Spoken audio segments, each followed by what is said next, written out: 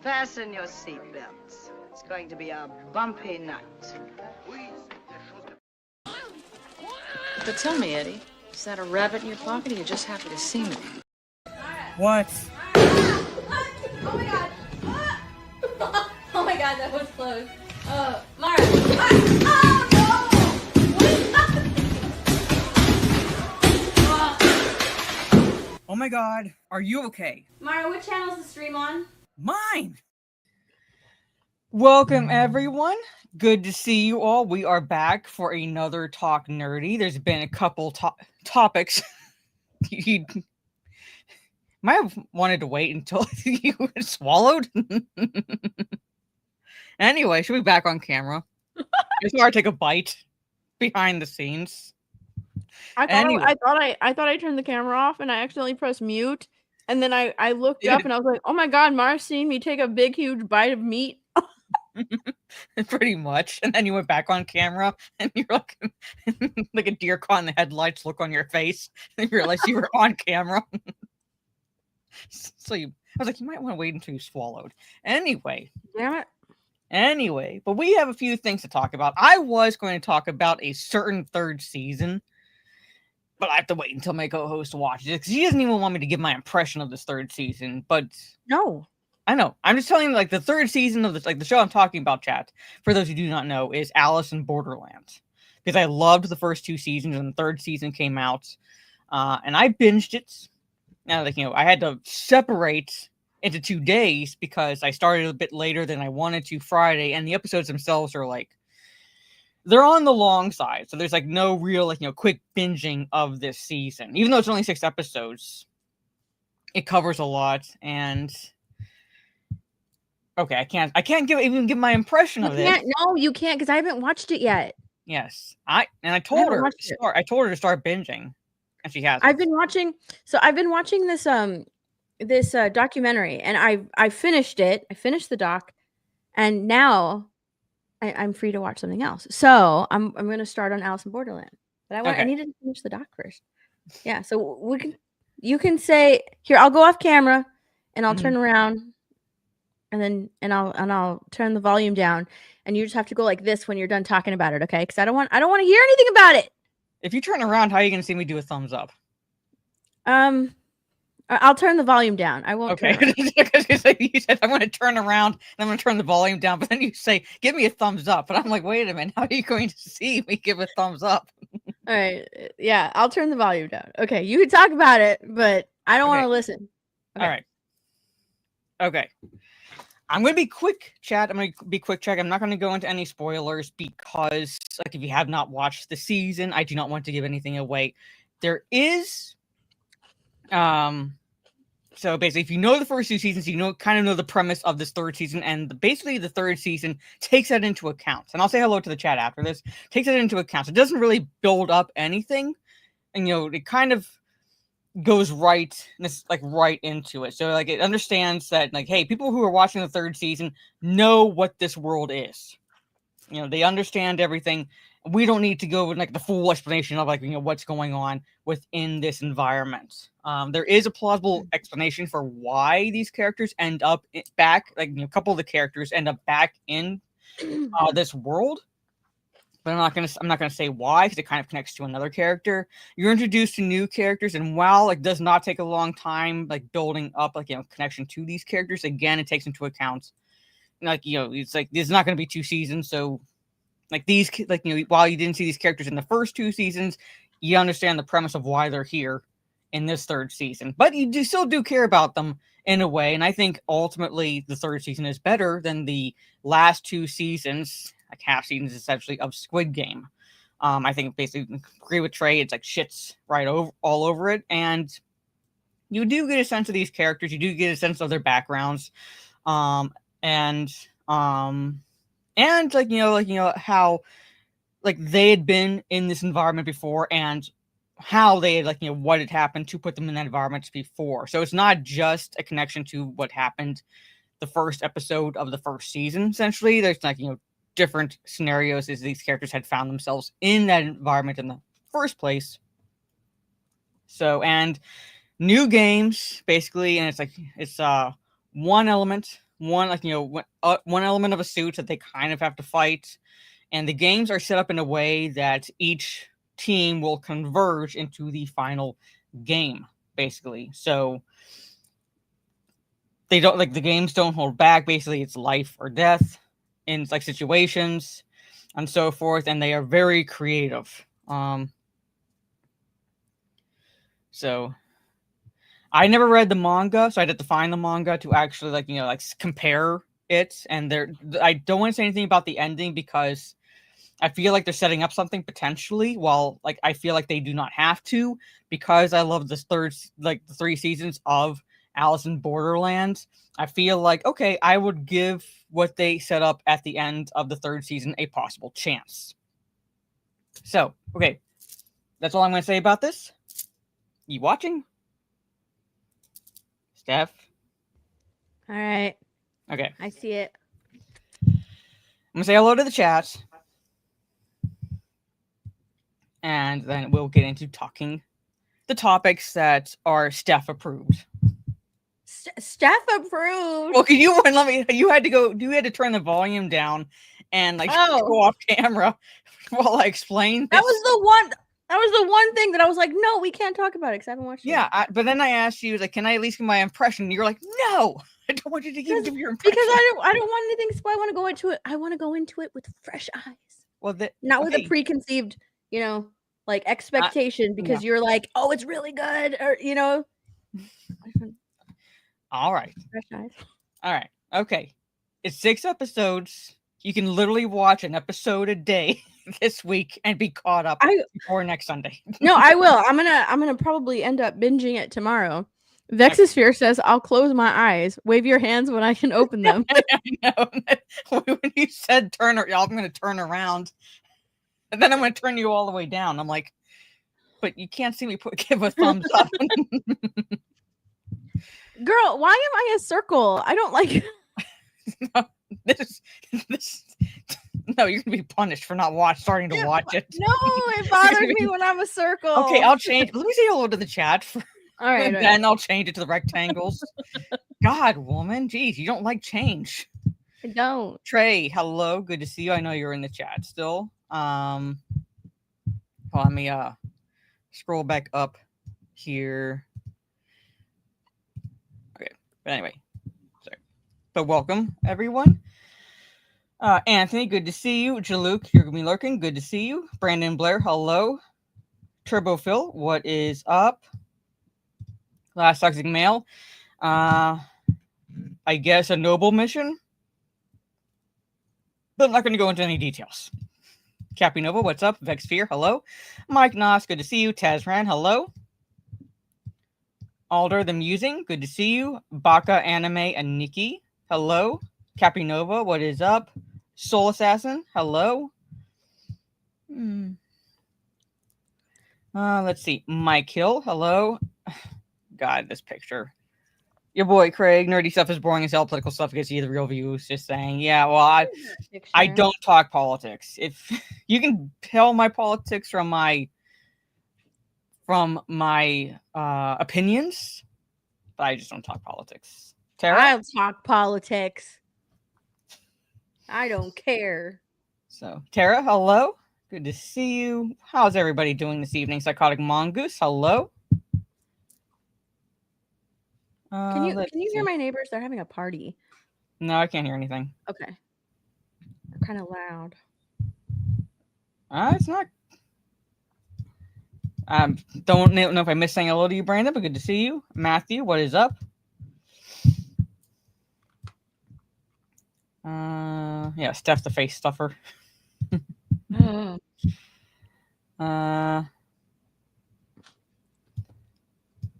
Yeah, quote of the night, quote me, clip me, whatever. Yep.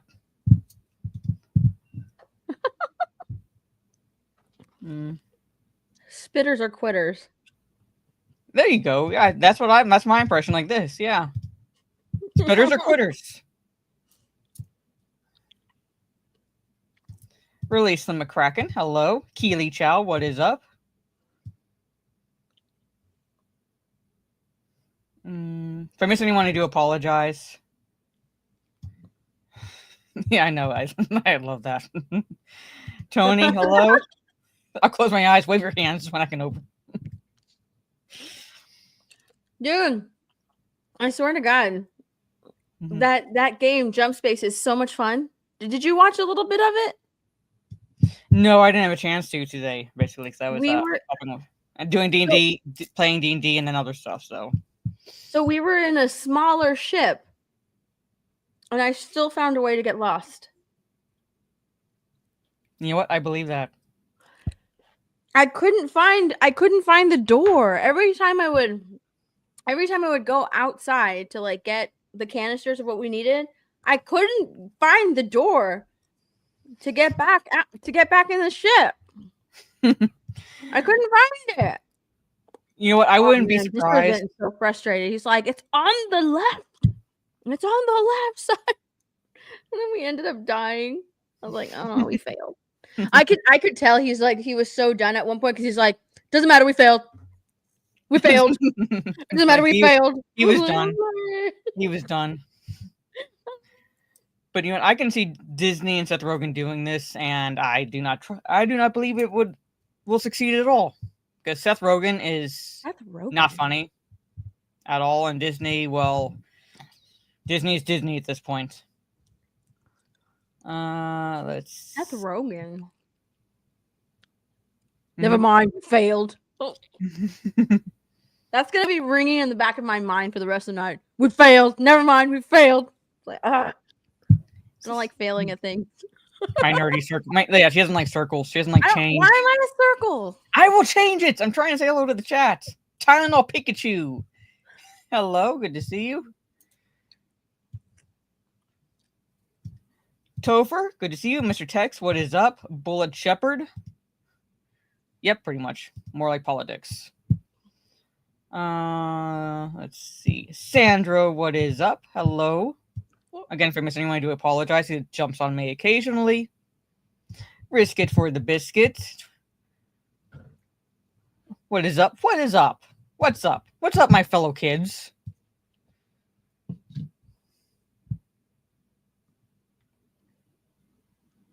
Hey, I'm not a quitter. Just because I have standards does not mean I'm a quitter. Listen, I don't leave my house. There's my standards might not be high, but I have standards. Listen, I don't leave my house. I don't do dating apps. I don't do anything like that. Hey, Richard, hello. She got lost in a shed that has one room. Stop! Of course he's gonna pop in when you say that. Oh, they keep trying and failing to reinvent the Muppets. Yeah, just stop. Just stop at this point. Listen, I put out a lot of fires on that ship. I tried my best.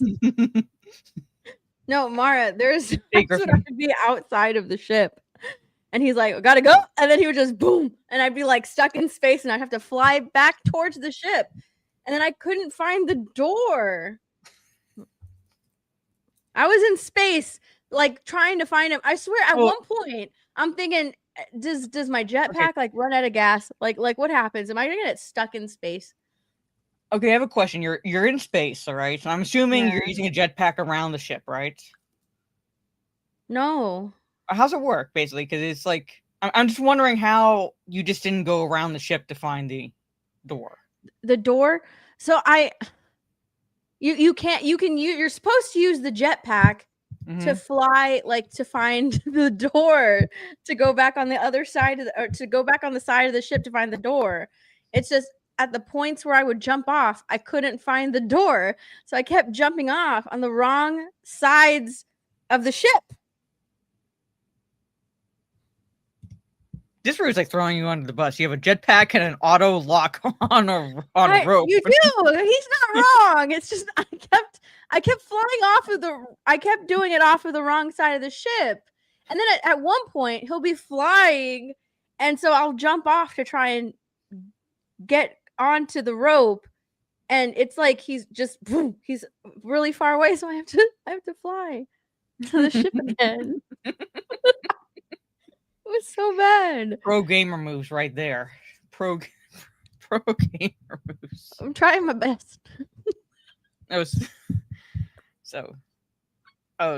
Here's speaking of stuff. I'll show you what I have ready. Well, not ready, but where are you? Ready when it comes out. Let's put it this way. She's flying around in space while I'm desperately fighting for my life against hordes of enemies.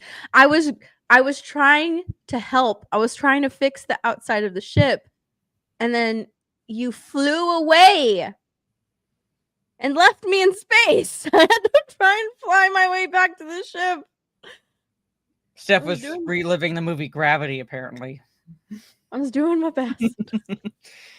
But I have this ready, so when this drops, we'll be playing it. This will be fun. And now I know what prone means. Yes. Oh my god. That scenario will live in infamy because I'm on my back. I'm like staring down this hall, and Disparu's on his stomach, and we're like, gauging the end of the hall, and Disparu tells you to go prone, and I'm watching you, Leroy Jenkinson, down this causeway. I didn't find that part. like I'll make myself a moving target. You shoot. Like I think that was your impression. Like I'll just charge in and make myself a moving target. I don't even know if I can find that part of the stream again. Prone, Steph. Go prone. YOLO. Go prone. Go prone. We were both like, Steph, go prone. Go prone, Steph. Go prone. I need to see if I can find that. Hold on. Oh, chat, if you did not see this clip, you will die laughing. You will die laughing. So let me know when you found it. Okay. Oh my god.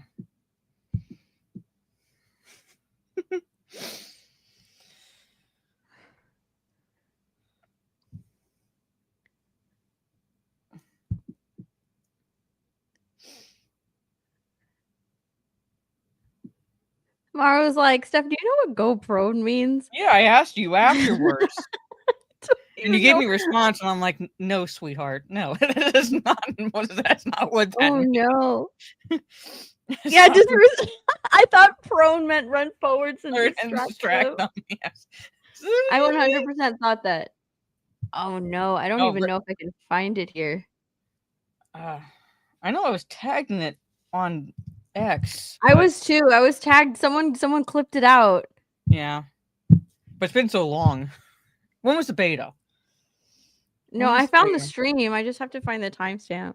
Yeah, I know, but figured if I could remember when it was, I could find the tweets I was mentioning. We were mentioning.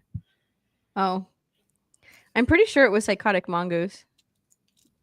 I think who clipped it out. Hey, Matthew. Well, that's what I thought too, Disparu. That if someone didn't know, it would be like, what? Listen. 4 words. What does prone mean?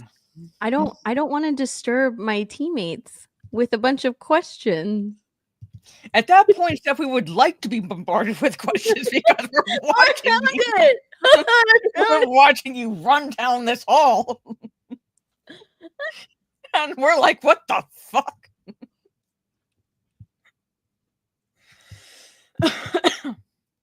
Okay. Oh, chat. This is crazy, chat. Oh, thank you, Soul, but she found it. He's gonna be pissed.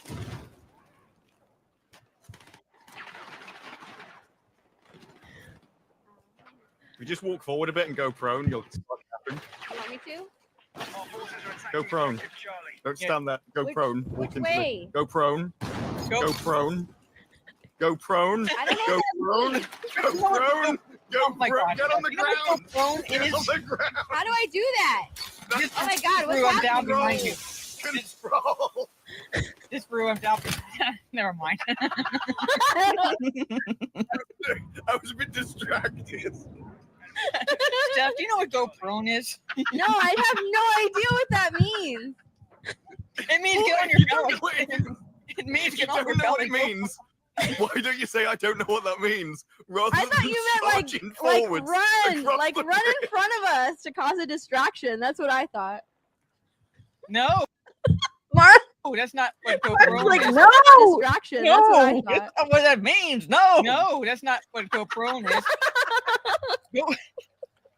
Go, Steph. Go prone means dive on your belly. Go on your belly. That's prone. You're in the prone position. I didn't know that. Listen, everything that Disbrew said right here. Hold on, wait. If you just walk forward a bit and go prone, you'll start capping. I still don't know what capping is. He said you just walk forward a bit, go prone, and just start capping. I have no idea what any of that means. Capturing. Never mind. I don't know. I still don't know what that means.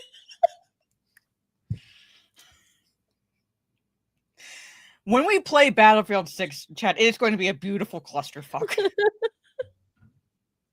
I have no idea what that means. I gotta find my stream so you can see it from my viewpoint. I'm like looking down this like angle of the hallway, and I see Steph just run in front of me. As Drew's yelling at her, and I had no words. So she took it to mean to Leroy Jenkins it. I wonder if I can probably find that part on your stream too. Hold on, wait, let me see. You probably. You probably can. Yeah. I was just like, I'm gonna go. I'm gonna go. It's like I'm gonna go. I had no idea what that means. You just start capping. Oh, okay. And I Sure. couldn't. I like was such so in shock that I was shot and down because I was like witnessing this and had a loss. Oh my god, Topher, that's okay. The first time I went to play paintball with friends, they left me in a position and forgot that after the round was over. So you were just sitting there. So you're kind of like the legendary Japanese soldiers on the islands, basically that the Japanese military forgot about after World War II. So that's basically your equivalent. Like you were that Japanese soldier holding that island.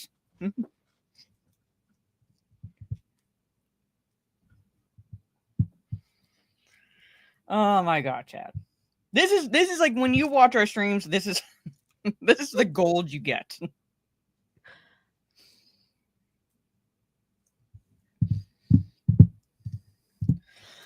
I was trying to find it. Yeah.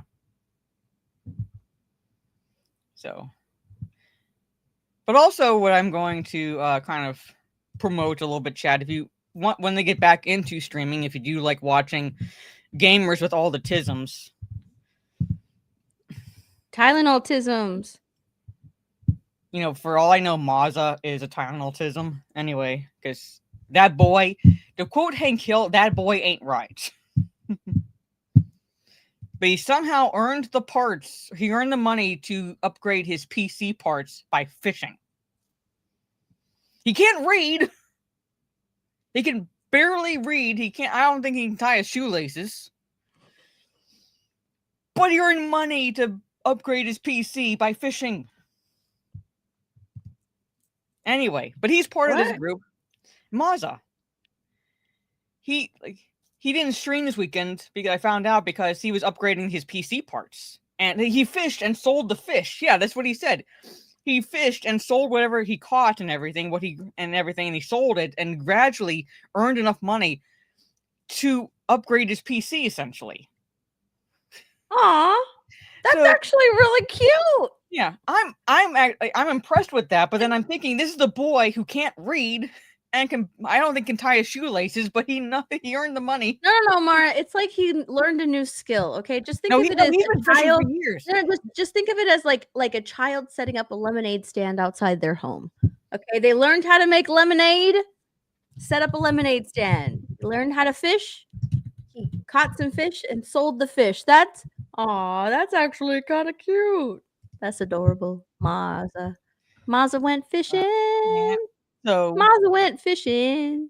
Anyway, so I like Gronk Squad when they get back to streaming. If you want to watch gamers with all the tisms, Lethal Mazza, John Connors, Cream NATO, Extra Zero, basically.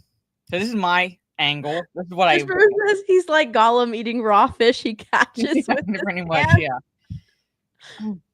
You just walk forward a bit and go prone. You'll start capping. You want me to? Go prone. Don't stand there. Go prone. Walk into the. Which go way? Prone. Go prone.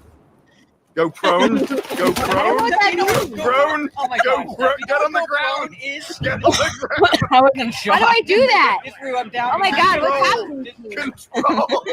Just threw him down. Never mind. I saw this room. I was a bit distracted.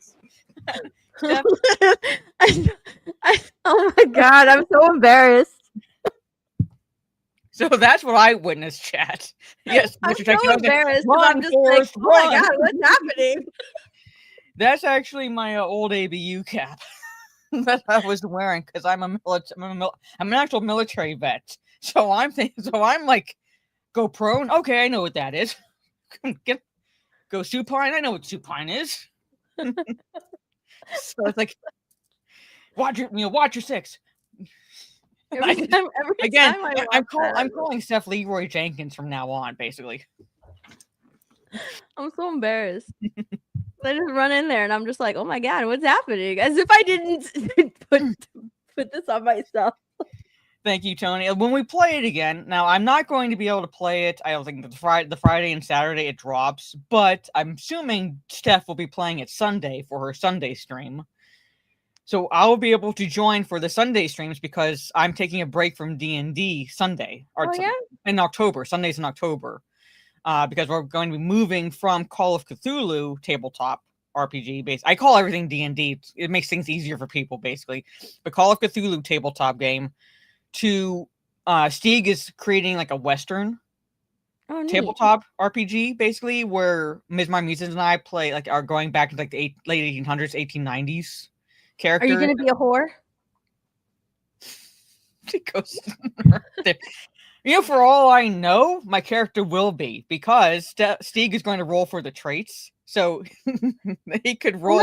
In a house, you know. Yeah, I'm a loose woman. Well, I think we're all going to be outlaws. I think is like the premise, basically. So it's like our group is going to be like traveling through states, basically, or what would become states, territories. So for all I know, I could get the trait where I'm going to be a loose woman. Anthony's like, are you going to be a loose woman? Yeah, you're going to be a loose woman? Well, you're going to be spreading them legs each session? Well, no, because the brothels, the saloons. I know, but we'll be traveling, so I'm not exactly going to be. Okay. I'm not exactly going to be. However, and chat, I'm going to preface this with, you know me and my ableism and the gamer words I drop. However, please understand that I'm using terminology used in the 1880s and 1890s. I was talking to Stieg and you know what? I want my character to be a half-breed. So that's the terminology used back then. All right. So my character, the character I create is going to be half white, half Native American. Scandalous. Yes. So I figured I played an elf character in D&D that was on the blonde side. I played, the character, and eventually we'll get to the topics, chat. I played a character in the Conan D&D that was a temptress. Pretty much literally, once I got to level 20, I was a MILF. And one of my abilities, chat, and Steph, you'll love this. One of my abilities as a temptress, once I got to level 20, is I could basically screw a guy into unconsciousness. Why would I love that? You just asked if I was a whore. Well, that's because I was wondering, if that's where it's Stieg. No, it's I create the character. He doesn't. Oh. So we'd have to get past guards. I'm on it. Pretty much. That was my character. And she was kind of like a dark brunette. hair. Then the character I play in Call of Cthulhu is a redhead. So now I'm going to have black hair. So I'm like covering the gambit of hair colors. The scandal. I was the best one. Yeah, pretty much. Pretty much. Like literally in the Temptress class. All right. You could have what are called simps. Pretty much. Anyway. But there it is. Half white, half Native American. Yeah. That's so scandalous back then. I know. But it would add like a element of like secrets, like you're like chances are like there'll be racism against your character. I'm like, I know. You're like, bring it on. Yeah. Bring it on.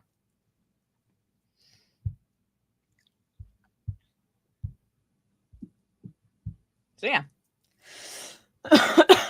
There it is. There it is. Welcome everyone. Yeah, so well in Call of Cthulhu, yeah, kind of.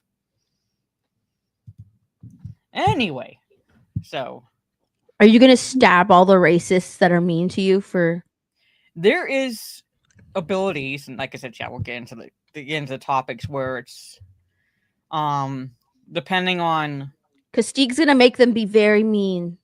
Oh yeah, he will. But there's like basically different weapons you can carry. And I told him that I would like to be able to carry around some knives or daggers. So if I need to kill someone silently, I want to develop a skill where I can like just toss a knife at someone and kill someone that way. So I figure, and plus we have to figure out it's like he's got to figure out certain classes, because this is not like Call of Cthulhu where there's definite what you can pick. It's more like he has to finagle it so it like works within the Old West environment. Finagle. Yeah, so basically, finagle. Yeah, I'm old. That's a fun word, finagle. Finagle. What was I gonna say? So basically, my character will be using guns. Obviously, like there's no way that I think that would not like need be be using guns, but I wanted her to be able to also use knives. So, yep. Cue this. You rampant slag. Finagle. Yes. Finagled. Anyway, so let's talk a little bit of James Gunn. Because he's claiming that his DCU is going to take the overarching story is going to take 10 years. Basically, like a decade to tell. And it's pretty much, I don't know if you've been following the news around James Gunn and the DCU, but it's pretty much been leaked or like speculated that Brainiac is going to be the villain. Yeah. Man of Tomorrow. Well, he put didn't he put out a script for Man of Tomorrow with the brain, like this is what it will look like, and people are like, "Oh, X-ray that's a Brainiac." Yeah, it's not Brainiac, but I mean, it's yeah. Yeah, well, something like basically, but people you look at that and going, "It has to be Brainiac. It has to be Brainiac." Yeah, people are speculating. So he's saying plans for the DCU have changed. Take like a decade to tell. Now. Yeah. Hold on, go to the title. Go to the when I read this as after the success of Superman, James Gunn explains how his plans for the DCU have changed. Yeah. The overarching story will take like a decade to tell. Yeah. Yeah. Because didn't he say he had a plan? Like he had a plan. Yeah. All planned out. He only reads scripts that are done. He's got a plan, but now after the success of Superman, wildly successful Superman, plans have changed. The plans have changed. And I want to hold on. Oh, come on, StreamYard. So I'm gonna catch this. Thank you. Funny how a small time. Well, I wouldn't exactly say Demon Slayer small time, but how an anime movie has now beaten Superman. And it's out in less time. It's like it was only out mid-September. It's only been about 2 weeks. It's only been 2 weeks since already overtaken Superman. Yeah. The movie was really good though. Yeah. I need to. It makes me want to reread the ending to Demon Slayer. Like, Yeah. you know. So, yeah, but like I said, thank you for $5 super chat. Like I said, I wouldn't call it necessarily small time, but an anime film, the first in a trilogy, it was supposed to be a trilogy of anime films, outgrossed easily a Superman movie. It's the first in the trilogy and the Infinity Castle arc. Yeah. So it's the final, sort of like the final battle. Yeah. And like I've been waiting for it for a while. Like I couldn't wait for it to be. It was already released overseas In and August, I think. we had to August. wait. Mhm. Yeah, it was already released overseas. We had to wait for it to get here. But yeah, it was highly anticipated. People showed out for it, and it's already taken over the Superman box office in 2 weeks. And Superman's been out since when? Summer? Well, it could refer to budget, but generally when you say small time, it means like it's not well known. Like, like generally when that term is used, it's less known. And I'd say Demon Slayer has probably overtaken Superman in just pop culture dominance. Not just with the movie, but I think overall. Just dominates. Because I was seeing people going to see the movie in cosplay. The Demon Slayer movie in cosplay. Oh yeah. So like it is like a pop culture, almost like a pop culture phenomenon at this point. That's what I say when I saw Small Time. I'm like, yeah. I would say how would I put it? I wouldn't say small time. I would say just say less expensive anime film, less than $20 million to make, and everything beats a Superman movie. So, but yeah, I'm gonna see like James Gunn's quotes because he like kept saying, "Oh, we have a plan. I only read like Steph pointed out. I only read scripts that are finished." He says, but now he's saying we had a basic plan. But then I hired a group of writers who I really respected who came in and we kind of worked out the whole story. Now some things have changed since then for various reasons. Superman. But the basic thrust of the big story is the same. Oh, really? So... And the thing is, like, that is what we started in Superman, continues in Peacemaker, goes to the next Superman movie, and then we'll continue from the movie after that, and then after that. So there's a bigger plan that we came up with. It's like a decade, maybe a little less. It's very loose, too. But I thought you had a plan. I thought you only read scripts that were finished. Don't worry. They have a plan. Yeah, don't worry. We have a plan. We have a plan. And for those thinking that plan will mean retconning a certain element to the Superman story... that was retconned in that would be retconned in the next movie. No, because James Gunn doubles down on it. I don't know why they think that he's going to go back on it. He's not going to go back on it. No. That's it. I think that people were thinking like, oh, if Brainiac is the villain in Man of Tomorrow, then the explanation could be that Brainiac, manipulated that transmission that Superman was listening to from that had his father and mother talking to him, basically. Yeah. And James Gunn is like, nah, fam. He's like, I did what I did. Deal with it. Yeah. So he says right here, I'm not going to play the clip. But it says it is not something that is going to be retrofitted in the future. It is the fact of Superman's life. He was sent by his parents to Earth primarily to save, but also they hoped,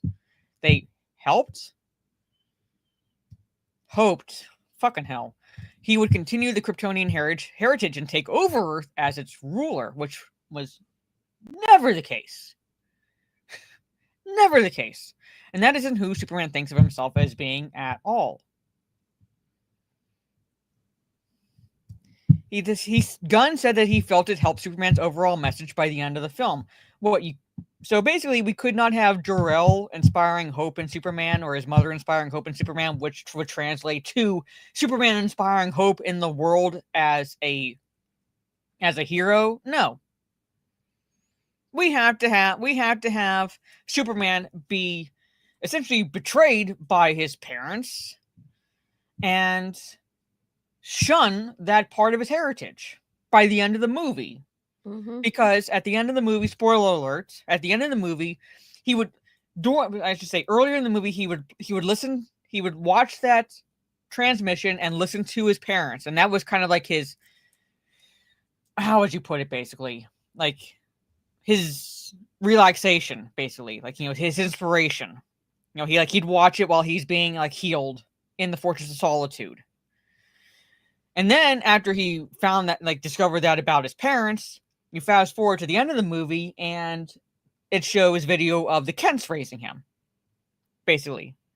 Which, what would have inspired more hope in me is if you had not fucked with Jor-El's message, had him still inspire hope in his son to lead the people as an inspiration, as an example on Earth, and combine that with video of the Kents.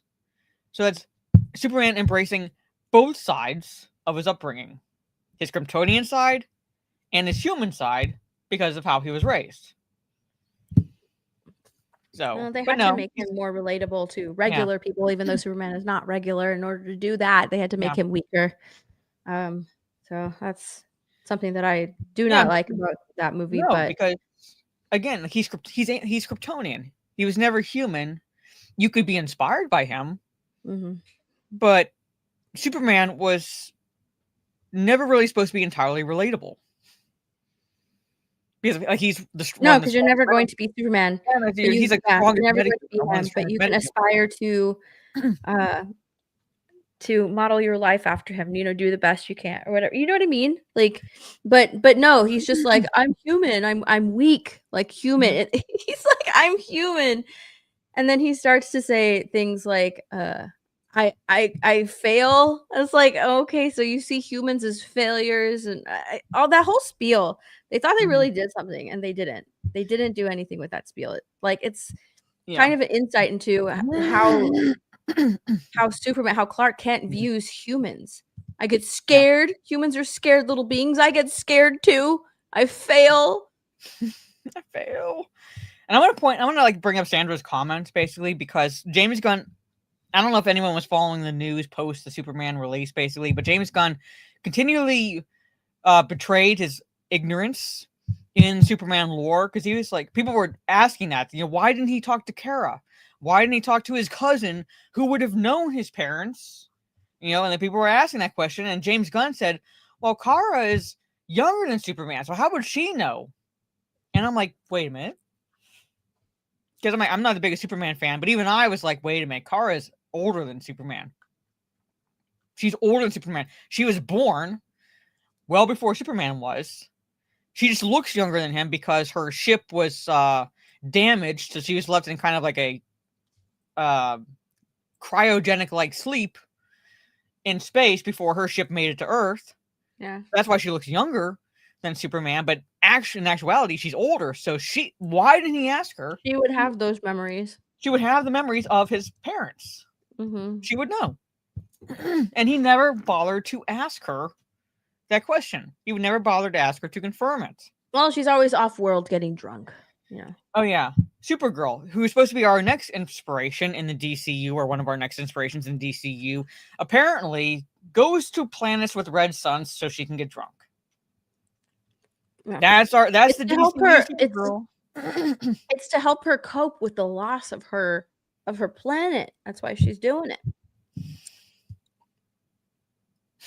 So I think that's what they said that the next movie is going to be about. Is her coping with the loss of her planet and going through all the what is it? The phases of loss, something like that. Yeah. Tom King's an idiot. Tom King is one of the worst things to happen to DC. It's the cop-out of giving Clark the line, everything he does is because of that message fragment. It negates everything about his upbringing on Earth. Exactly. Exactly.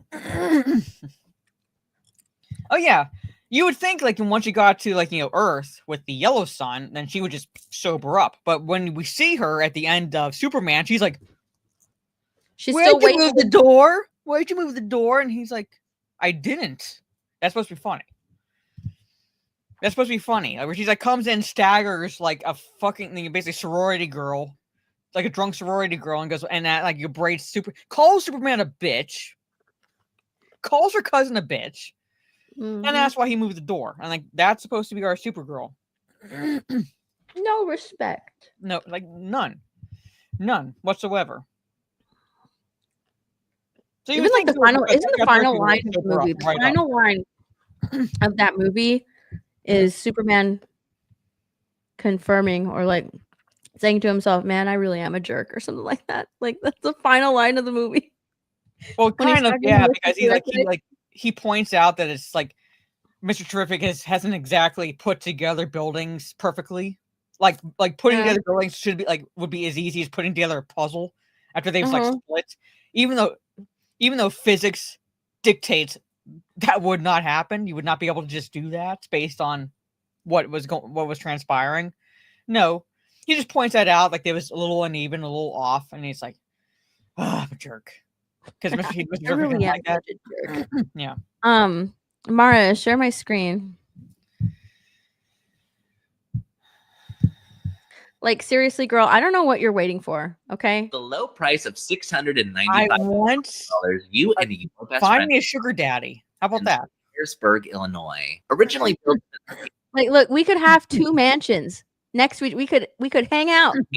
for a wealthy coal merchant and his son. The mansions are mirror images of each other, with 12 bedrooms and 12 bathrooms split between the 2 homes. Mara, what are you waiting for? These are best friend mansions. These are girly mansions. What are you waiting for? I either have to win. You either give me the winning numbers for the lottery, or you find me a sugar daddy. 2 mansions side by side. Whichever of those comes first. Let's go. And besides this very Jessica Fletcher coded late 1980s, which Jessica Fletcher. You make me feel so fucking. I don't know who that is. That's Angela Lansbury's character on Murder, She Wrote. Oh. Don't ask what Murder She Wrote is. I didn't know that. I didn't know who that is. Place is pretty much all original. You've got a grand staircase, or I guess I should say staircases, stunning woodwork and built-ins, French doors, fireplaces, and even bathrooms with original 1920s fixtures and tile work. And I'm willing to bet that underneath all this mauve carpet is some gorgeous hardwood. The only way to find out, Mara, is if, come on, what are you waiting for? Is if we buy, there might be hardwood. You keep asking what I'm waiting for. What are you waiting for? You found the houses, woman. I find the houses and I send them to you. And I'm like, what are you waiting for? Come on. You found the houses. You put down that offer. My favorite room, though, is this sort of anachronistic. Look at this kitchen. Look at this kitchen. Frozen in the 50s kitchen. Ovens used to be so.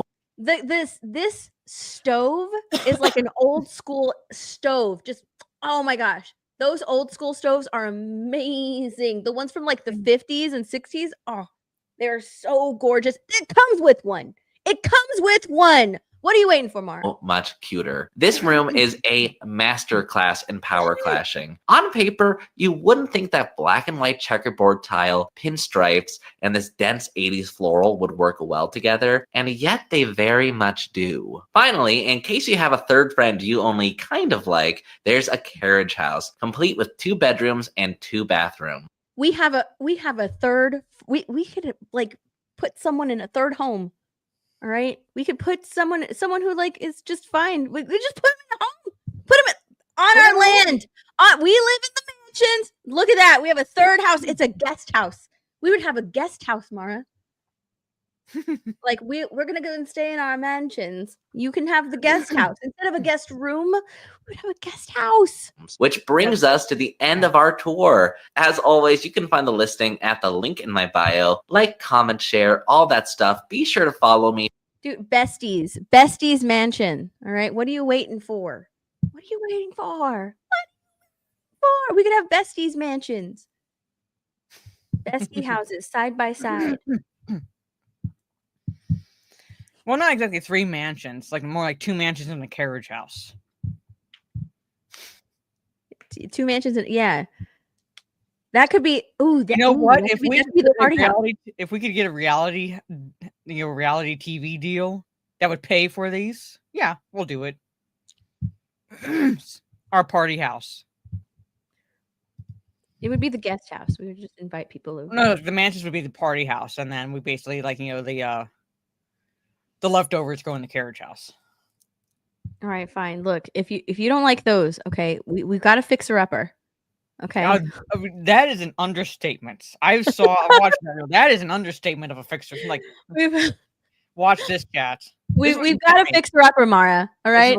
We even have a fixer-upper for besties' houses. All right. These are bestie houses. They don't have to be mansions. They could be houses. I cannot imagine a better setup for 2 best friends. These are the Grand Dames of North Adams, Massachusetts. 2 stately, if slightly dilapidated Victorian mansions built next door to each other in the They're just slightly dilapidated. Oh, okay. Look at the inside. 1880s. Both properties are currently listed for sale, one at $53,000 and the other at $67,000. And the interior. I mean, come on. We could invest. We could invest in these. All right, fixer-uppers. What are you waiting for, Mara? What are you waiting for? This could be our summer project. Interiors are amazing. House number 1 has 10 bedrooms and 3 bathrooms, which is certainly an interesting ratio. And It's only slightly dilapidated. Just slightly. a slightly haunted vibe, but there is a lot. A random piano in the hallway. I don't mind the slightly haunted vibe, okay? I'm fine with the slightly haunted vibe. I'm saying ceilings caved in, a random piano in the hallway. Give me serial killer aesthetic. I don't mind. I'm willing to put up with for Victorian woodwork, which this place has got a lot of. All right, the woodwork makes up for it. All right, the woodwork makes up for the one ghost living in these houses. You come in through a set of stunning frosted glass doors into a vestibule, which leads into the foyer. What's a vestibule? Just play a video. Straight ahead, we have the front staircase, and to either side, we have the music room, which admittedly has seen better days, and the front parlor, one of the most intact rooms in the home, with a pocket door, a gorgeous plaster ceiling, and original interior shutters. Listen, it's just a hint of meth house, okay? But at those, that's a steal for 2 bestie houses. Let's go. Come on, what are you waiting for? Find me a sugar daddy. Here is a transitional buffer space between the outdoors and the indoors, basically. So whatever space, between the front doors and when you enter the foyer, that's the vestibule, basically. So that little space. Oh, like a mud room? Well, but that acts in that capacity, yes. Yeah. So slightly dilapidated. Meanwhile, I'm looking at pictures where ceilings are caved in. I cannot not even see the bathtub in one of the bathrooms. The slightest dilapidation. Just the slightest. Just a hint of it. A hint of asbestos. Okay. Asbestos. Just just a hint of mold. Just a hint of asbestos. A hint of asbestos with a side of mold. It's totally worth it. You just shoo the squatters away. Just shoo the crack whores away. Hit them with the hose, basically. Oh my god. Mansions, Mara. You could live in there. I just like house on fire as natural central heating. Yes, that's how we would describe.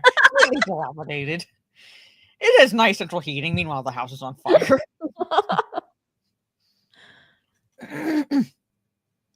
So, but anyway, all right. There's some things Steph had brought up, but I figure real fast we're gonna talk a little bit about politics, and you kind of can't do that at least the topic I'm talking about without talking about politics, because you had that man who decided to shoot up an ice facility, basically, and so forth, and they're blaming video games. They're once again blaming video games. So I'm going to where's my bookmark? So I'm going to show this one. Okay, so I quote tweeted this tweet. I'm not going to show my quote my quotes, but I guess apparently this woman, Juliet Cam, I have no idea how to pronounce her last name. She used to basically be part of the Obama administration. All right, she was basically a former Homeland Security secretary, and she's currently a professor at Harvard. All right, so this is what she had to say. All right, okay. No real. She's talking about the gunman, basically. No real political ties. Didn't seem to have strong political identity, but then woke up and shot in a nice facility. No, that's not the case. That's not the case. So the NPR asked for it, basically followed up, that question, that response, and she responded, "These guys were living in a culture that most people are not experiencing. It's sites like Halo. Okay, Halo is not a site. It's a game series. All right." All right, and Steam. All right, Steam is also not just a site; it's an app basically, but it's a gaming platform. All right, it's a world that doesn't really exist in our world. Yes, it does, because people use it, so it exists in our world. There are sort of pretend atmospheres and people and animals, and there's extreme irony, extreme internet subcultures with memes. Our brains literally cannot process it. So she's blaming video games. She's blaming Halo. All right. Geez, the bullets had anti-ice written on it. I can't imagine what political party he might align himself with, or what views he might align himself with. I honestly thought that after the Charlie Kirk assassination that they were going to blame video games, because it seemed like all of the things that they were putting out about it regarding like his Steam chat and all of that.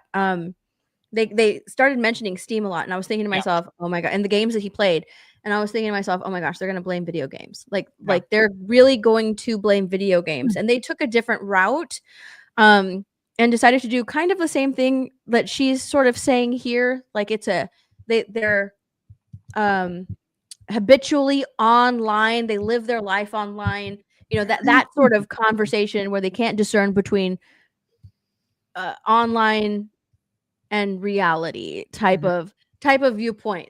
That's what they were trying to go with him, instead of saying like, oh yes, he was indoctrinated. No, we're going to blame the culture of the online culture that he participated in. And that's kind of what they're trying to do here, with a side of let's blame video games as well. Yeah, I think they didn't exactly go the route of entirely blaming video games with the Charlie Kirk assassination, but they did. Well, Geraldo is an idiot, right? He's always been like a moron, but he brought up Halo when in fact there was a reference to Helldivers 2, I believe, on the bullets, basically. And for those who played Helldivers 2, you understand like the overall gist of that game, and the not the mentality, but like the atmosphere basically within Helldivers 2. And I played Helldivers 2. I have yet to go assassinate someone or shoot up an ice facility. All right. That was one of the reasons why I thought they were going to blame video games After Charlie Kirk got shot, was because one of the bullets had that from Helldivers 2 on the bullet. And I was just like, oh no, they're going to find out from Helldivers. They're going to find out it's a video game. They're going to blame video games.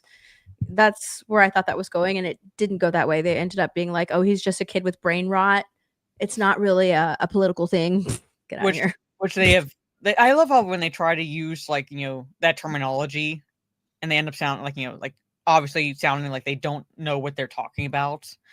Geraldo is the one that I saw that brought up video games, right? But they had this woman here bringing up video games, and then, because I quote tweeted her and said, like, you're the reason some women should not leave the kitchen. And then you have an article like what that came out in the New York Post. Anti-ice video games. Yeah, Joshua Johns spent 17,500 hours, which are rookie numbers, by the way, playing violent video games, including right before the shooting. Yeah, I saw a news report. I don't even know which news outlet it was. It was like a clip on X, and they were like, he even found the time to play 3.5 hours before the shooting. I was just like, what do you mean? Yeah. If someone is into gaming, they're gonna play. It's not like play 3.5 hours straight, or some people do, but you know, he found the time. Duh, if that's his hobby, yeah. We find the time. That's our hobby. We find the time. Hell, like, you know, I don't go that long basically during my streams basically, but if I have like time during the day and you're into gaming, hours go by and you don't even realize it. I'll play video games all day. Yeah. I'm just saying, like, it goes by and you don't even realize it because you're so. Yeah. I'm not saying that's a negative, but that's what gamers do. That's our hobby. Even shitty gamers like me, I can play Animal Crossing for hours. Okay, hours. Yeah. But you also played the Battlefield 6 open beta. I did as well. We did not do anything like this. I've played Call of Duty. I'm sure you have too. Did not do anything like this. I've played Halo. Yeah. It's really annoying because it's the media's way of putting your attention to something else and ignoring the actual problem. Yeah. And it's something that they shouldn't be doing. They should be focusing on the actual problem, which is, you know, you are espouting all of this terrible rhetoric, and it's being absorbed by all of these people who have already been indoctrinated into, you know, the leftist ideology, and they really think that they live in like this fight or flight sort of mentality because they think that they're literally under attack, that they could lose their rights, they could die, they could be attacked, they could be deported at any second. Trump is coming after you, and so are his MAGA supporters. So they live their life like that, and you know, the media doesn't do anything to calm that rhetoric down. They just spit it out over and over and over. Same thing with politicians, and yeah, they're if they keep saying that these are ICE Gestapos, you know, they must be stopped, or MAGA Republicans must be stopped, they're fascists, literally Hitler, then you have no problem bringing violence to them. Absolutely not. Because you think that they actually deserve what this type of violence towards them. They deserve it. They need to be taken out. I keep hearing it every day. They need to be stopped. Well, the only way to stop him is to shoot them, kill them. And it's terrible. It's awful. But I mean, that's like, I think at one point, some politicians even said like they need to be taken out. I mean, why would you say that? Why would you say that? Yeah. But because the left is basically a hive mind mental disease. It's got like, when I say left, I mean like far left, because there are those on the left that do have their faculties still, that are looking at this going, I can't be a Democrat anymore, because even though I'm still on the left, because I'm near the center, I might as well be on the far right to these far leftists. You know what? I'll just like switch parties now, and like, you know, they're switching from Democrat to Republican. But the far left basically is such a hive mind mental disease that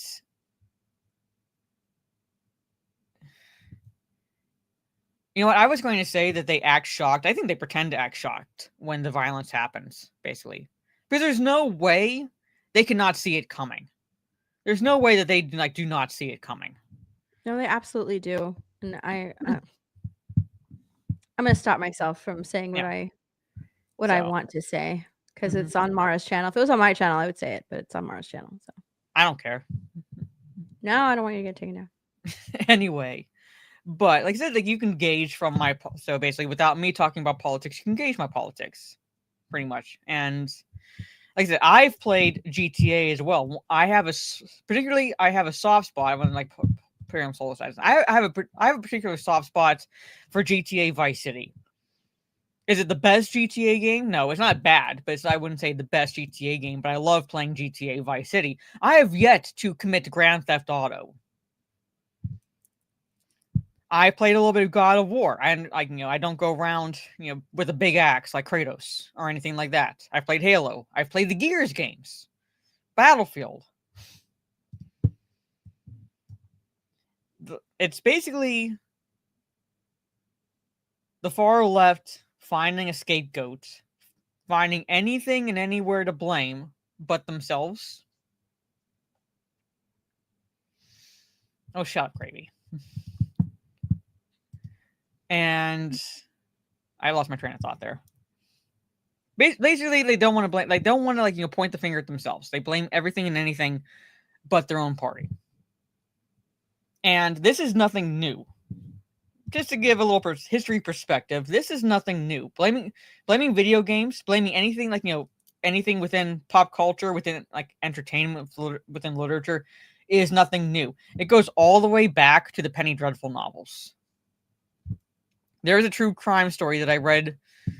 I might even still have the book, basically, about the book is kids who kill, essentially, and basically crimes committed by children.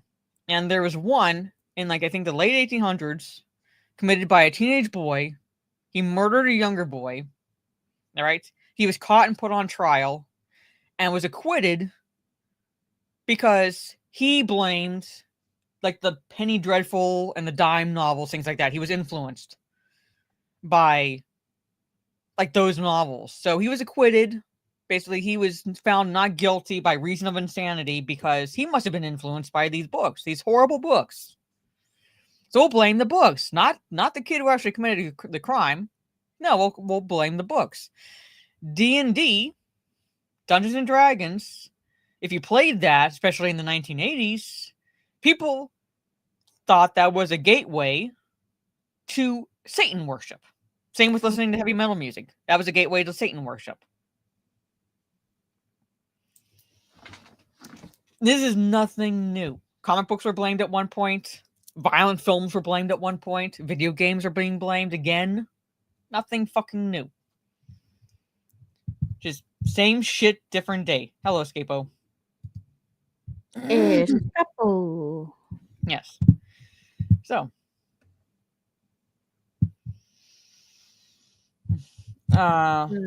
Intermission. He was already mentally. He was already out there to begin with. But you're talking about the guy who. Shot and killed John Lennon, right? Because wasn't he the one that was who tried to blame Taxi Driver? He claimed Taxi Driver had an influence on him, but that's a claim. That guy was already fucking out there to begin with. Listen, I told Mara. Different Jodie Foster. I know one of them tried to blame it. All right, yeah. So, oh yeah, listen, and I told you I'll call your bluff. I told Mara that if she doesn't do this for me, all right, when the time comes, I'm disowning her. All right, I'm disowning her. We're no longer friends.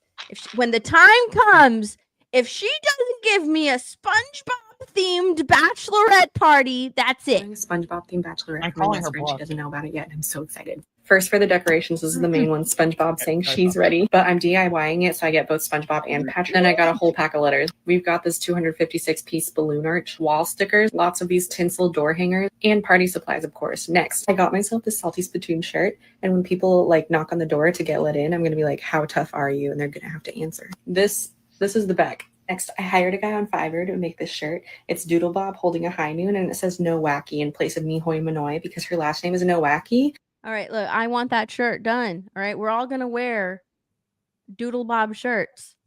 It doesn't have to say Hoy Manoy, but you can say something else. And in high school, I made fun of her for having the last name Nowacki, and I spelled it like this, and then she put it on her basketball jersey. Next, I got a mini karaoke machine, and I will be singing "The Best Time to Wear a Striped Sweater." Next, I printed off a bunch of memes. This one says, "Any particular reason you took your pants off?" And that's going to be behind the shower curtain, so when you open it, you see We could have memes all over the party house. Yeah. Just memes it, everywhere. it's going to be laminated, so it's SpongeBob waterproof. one. I don't know where the Goofy Goober one is going yet. There's basically going to be a Salty Spittoon section of the house. The "No Weenies Allowed" sign I made by myself. I found a SpongeBob font on the internet, and then We don't even need, you don't even need to print that out. I have a "No Weenies Allowed" sign here in my house. I've got Thank you, one. Abomination. printed out, and it's going to be laminated too. So when they open the door to me saying "How tough are you?" they're going to see this first. All right, look. Okay, this is all I ask, Mara, is a SpongeBob themed bachelorette party. That could be so much fun. All right. Yeah, I'm calling your bluff. And doing it. I'm counting on you to make it happen. Mhm. Okay. All right. And I'm gonna film it, and I'm gonna show everybody what you did. If it doesn't happen, then I'm gonna call you out everywhere. Be like, she didn't do it. She didn't do it. So all I wanted was SpongeBob bachelorette party. She didn't make it happen. I know you will. You will throw me under the bus. Everywhere. So, all right. I have a couple more topics that I told you about. Is there anything like that you brought up that you want to talk about? Yeah. All right. You doing mine or yours? You can do yours. So whichever one like you want to talk about. All right, let's talk about this pussy. Not what you're thinking, chat. Okay. I'm so disappointed in Glenn Powell. All right. Look, unless he is talking about somebody who committed like sexual acts against children, it's terrible, vomititious, disgusting acts, something like that, then fine. He just want to get pictured with them, fine. Totally fine. I'm okay with that. But this just screams like, oh my gosh, my image is so important to me. Okay, I just kind of. Glenn Powell details awkward moment. He refused a photo with a canceled actor. Shit. His face is toxic. What does that even mean? What does that? His face is toxic. If you're a canceled actor and attempt to take a photo with Glenn Powell, he'll quickly turn into the running man. This awkward scenario recently happened to the Twisted star at a party, as he detailed on Therapist with Jake Shane podcast. So this is what he said. He said, I was at a party and there was somebody there that had basically been on the ropes in terms of sort of getting canceled. It was one of those Hollywood parties where there's like cameras and press and all of that stuff. This person had made some of my favorite movies. And I was like, oh, this is great. He came up and said, nice to meet you. And I was like, oh, dude, such a big fan. And then a photographer said, hey, can we take a picture of you guys? And this person was recently canceled and it was not good. I was a fan of their work, but not a fan of their choices. So I was kind of being nice. He was a huge fan of his work. Wanted to talk to him, say like, thank you. You're amazing. You're great. Yeah. I'm such a huge fan of your work. But I'm not going to take a picture of you. He said, I'm not going to take a picture with you. But then when they wanted to take a picture with you, I realized quickly, I was like, oh, I don't know if this is a good idea. He clearly clocked that I was like, oh, this is probably not a good idea. And I realized that this guy, his face is toxic. So maybe he like made this face at Glenn Powell. When Glenn Powell was like, maybe we shouldn't take a picture together, and maybe he like made this face like, are you kidding? You don't want to take a picture? And then Glenn Powell thought to himself, oh, his face is toxic. Going out into the world, people are having visceral reaction to this person in terms of bad choices they've made. He doesn't name the person. But what the hell, dude? Are you kidding? I'm an up-and-coming actor. I don't want to take a photo with you. I'm a big fan of your work. Big fit, but I'm just going to turn up my nose to you and not take a picture. By the way, I clocked that face you just made. All right. When I denied that photo, and I don't like it. That face you made is totally toxic. You know what? I might just buy into all of this cancellation. Anthony thinks it's Mel Gibson. It's not Mel Gibson. Mel Gibson doesn't go to those types of parties. No. I don't think it's Mel Gibson. Mel Gibson, it wouldn't be caught dead at those Hollywood parties. He's like always talking bad about Hollywood. There's no way it would be Mel Gibson. Would it be like, but was Charlie Sheen canceled? I don't think he was. I'm wondering if it's Kevin Spacey, to be honest. I'm wondering if it's Kevin Spacey. What if it's Kevin Spacey? Now, granted, it's really the way Glenn Powell describes it's really stupid. But if it's Kevin Spacey, I would not really be a fan into taking a picture with him either. Like, what Kevin Spacey did, right? Yeah, I know what Kevin Spacey. That's the only way that I'd be like, okay, I get it. I understand why he just want to take a photo with him. But like any other actor, I'm trying to think of any other actor that would be at these parties. You said Chris recently. Pratt, I don't know. Recently canceled. I'm like trying to think of like recently canceled.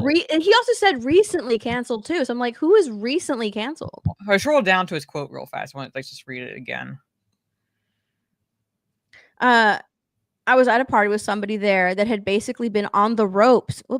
On the ropes in terms of sort of getting canceled. So maybe they're not even canceled yet. They're just on the ropes. Maybe sort of getting canceled. Yeah, Mel I'm Gibson thinking, would, like, you know, if it was somebody that had been canceled and completely blacklisted from Hollywood, he wouldn't have said on the ropes in terms of being canceled. He would have been like, this was a canceled actor, but I'm a fan of the Yeah. work. You know what I mean? Like Yeah. he was a canceled actor. That would make sense if it was Mel Gibson, like Mhm. because he was a long time ago. He's canceled a long time ago. Yeah. Oh, does Bruce say could it be Will Smith? Maybe. I don't think it's Chris Pratt, honestly. I don't know. I don't I don't think it see would Chris be Chris Pratt going Pratt. to those types of parties, and I don't think it would be Chris Pratt. Zachary But- Levi possibly, but even then I don't see Zachary Levi going to those parties either. No, Zachary Levi rarely ventures outside of Texas. Yeah, so It was Jay. Scapo. But yeah, I don't think it was Mel Gibson. Mel Gibson doesn't go to those parties. He can't stand Hollywood. Mhm. Which Alec I don't blame him. Baldwin. Alec Baldwin. Maybe Alec Baldwin. But yeah, but again, Alec Baldwin, I feel like he's not someone who is on the ropes in terms of getting canceled. It's someone who's on the ropes. They're not canceled yet. Yeah. They're just it's maybe possibly. Yeah. So I don't know who it was, but like this quote was just, I was so disappointed when I read that because he just seems, and again, this is the whole thing of you don't really truly know somebody outside of what they project onto, the screen and like the quotes that they get, because this is sort of something that's like really stupid. I don't know. It seems kind of dumb. Like, I don't want to know because all of Hollywood will go after me if I'm taking a picture with you. It's such pussy behavior. It's such dumb behavior. Yeah, I'm thinking like possible director because he says person has made some of my favorite movies, and I was like, oh, this is great. I don't know. Could be Ryan Reynolds.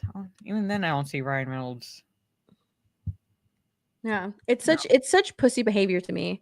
He's just like, no, I care about my image. Like, my image is what's most important. I'm aware of the Hollywood hive mind, and I need to be a part of it and stay in line with Hollywood. Otherwise, I myself can get canceled and stuff. And it's just like, grow a spine, grow a backbone. Unless that person did something completely deplorable, despicable, awful, like Kevin Spacey did, where right? That's where, like, then I could. Then all right. Yeah, then it's gonna be awkward, or like that's understandable. Or if it was like Bryan Singer, I'd be like, yeah, no, I like your work, but I don't want to take a picture with you, basically. So, I'm just saying. Ew, so annoying. Just Yeah, says, no, by the face is toxic. I think he means if I'm pictured next to him, it'll harm my career. Yeah, basically it would. Oh well, yeah, absolutely. That's why he didn't want to take a picture with him at all. But I think that I honestly think that it was a thing where like he made a face at him and he was just like, oh, that face is toxic. Or no, you know what? Yeah, his face is toxic. You don't want to be seen taking pictures with him. But basically, it's kind of like it would poison your career. Is basically essentially what he's saying. Grow it back. I'm so disappointed. Boo, boo, boo! This man. It can't be Brendan Fraser. It can't be Brendan Fraser. No. Brendan Fraser is like making his Hollywood comeback. He's a little darling right now because of that movie, The Whale. People love him. Yeah. Oh, yeah. Well, Brendan Fraser is like, a lot of like what happened to him wasn't anything he did. So it's not something where it's like you would describe Brendan Fraser as like, it's like, oh, like, I don't like what choices you made. And, like, what happened to Brendan Fraser wasn't like the result of like any choices he personally made necessarily. I was completely on Hollywood with what happened to Brendan Fraser. But now he's making his comeback. Henry Cavill was kind of canceled. I don't know. Yeah, I'm saying like Brendan Fraser was blacklisted. I can't. Yeah, no, I'm saying, but like, it wasn't like the choices he made necessarily. Like, it was like like he wasn't really even talking about it basically, but he was like bringing to light the deplorability in Hollywood, and then he got kind of like Terry Crews. Yeah. Like he was bringing that to light basically, and then he got blacklisted as a result. So really, like like it's not like he made deplorable choices, and now like and then he was canceled and blacklisted by Hollywood. No, it's like on Hollywood did that to him. So, but people didn't stop loving Brandon Fraser. Hollywood just made him go away for a while, and now he's making his comeback. It says, okay, let's all try to figure out who this was. Yeah, that's what I want to know who it was. Yeah. I want to know who it was. So. Name names. Why not name the name? Name the name. Come on, you're already telling us what happened, what you did, how you blew them off, even though you're a fan of their work. Just name that name. I know this abomination. I know it's not dependent on what the person does. I'm just like pointing out that because Glenn Powell said the choices. Like he specifically says the choices that this person made. And I'm like, well, if he's describing it that way, then that rules Brandon Fraser out because Brandon Fraser didn't make any deplorable choices. He was basically just pushed aside and blacklisted by Hollywood because of shit that happened to him, and then he was kind of bringing that to light. So, but anyway, yeah. So, yeah. Here's another thing that I wanted to talk about. Alyssa Milano. Oh my God, she's Alyssa Milano. Hollywood actress Alyssa Milano says she has removed her breast implants to release those false narratives and become her authentic self. She says today, I'm releasing those false narratives. You're removing the silicone. The parts of me that were never actually parts of me. No shit. I'm letting go of the body that was sexualized, that was abused, that I believed was necessary for me to be attractive, to be loved, to be successful, to be happy. Today, I'm my authentic self. Today, I'm free. Girl, you're not your authentic self until you lay off the Botox and fillers. Yeah, no. Right? It's she's got that lip flip. All right, she's got some lip fillers. She's got that Botox around her eyes, some cheek filler in her cheeks. Like she can barely smile. It looks like it hurts. All right, you are not natural yet. Okay. No, not until you stop going for those procedures and let yourself age gracefully. Let's go. Dissolve all the filler in your face. And then you can be like, today I am my natural self. Hey, Kylie Jenner did it. Kylie Jenner dissolved all the filler in her face before she put more in. Okay. Before she put it right back in. But she dissolved it. She did dissolve it for a little while. Okay. It didn't look bad on her because she's young. Actually, it did look really bad because a filler stretches your face. But oh my God! But you can do it, Alyssa Milano. Come on, dissolve it. Yeah. Dissolve all that filler in your face because you can see that it's there. She's got some filler. Oh yeah, definitely. Just said I think she had to renew the implants and just decided to have them removed instead. You do have to do that. I think they last so long, and you do have to get them redone. So now she's making it a stunning and brave move, basically. Now she's making you do have to get them redone. But I also heard there was this YouTuber that I used to watch. She was a beauty YouTuber, and she got breast implants. And I think that after 2 years or something, her body felt really weird, and she was having all these mood swings and stuff. Mm-hmm. And she tried all these remedies to try and fix it because she couldn't figure out what was making her crazy. I don't know if this is true or not, but whatever. But she ended up getting her breast implants removed because they were causing her body to basically be kind of sick, and it was making her depressed and stuff because she couldn't figure out why she was always in pain, why she was sick, all these things. And so she got them removed. So it was like making her crazy. And she got her breast implants removed, and she was just like, oh, I feel so much better. So apparently there's a bunch of stories like that. So I'm wondering, all right, here's what I'm wondering. I'm wondering if she gets her breast implants removed, is the crazy going to go away? No. No, the only thing that's going to get removed is the silicone or whatever it is she used. No, the crazy's not going to go away because she's if if she were a normal person, like outside the Hollywood bubble, then I say chances are, yeah, the crazy will die down.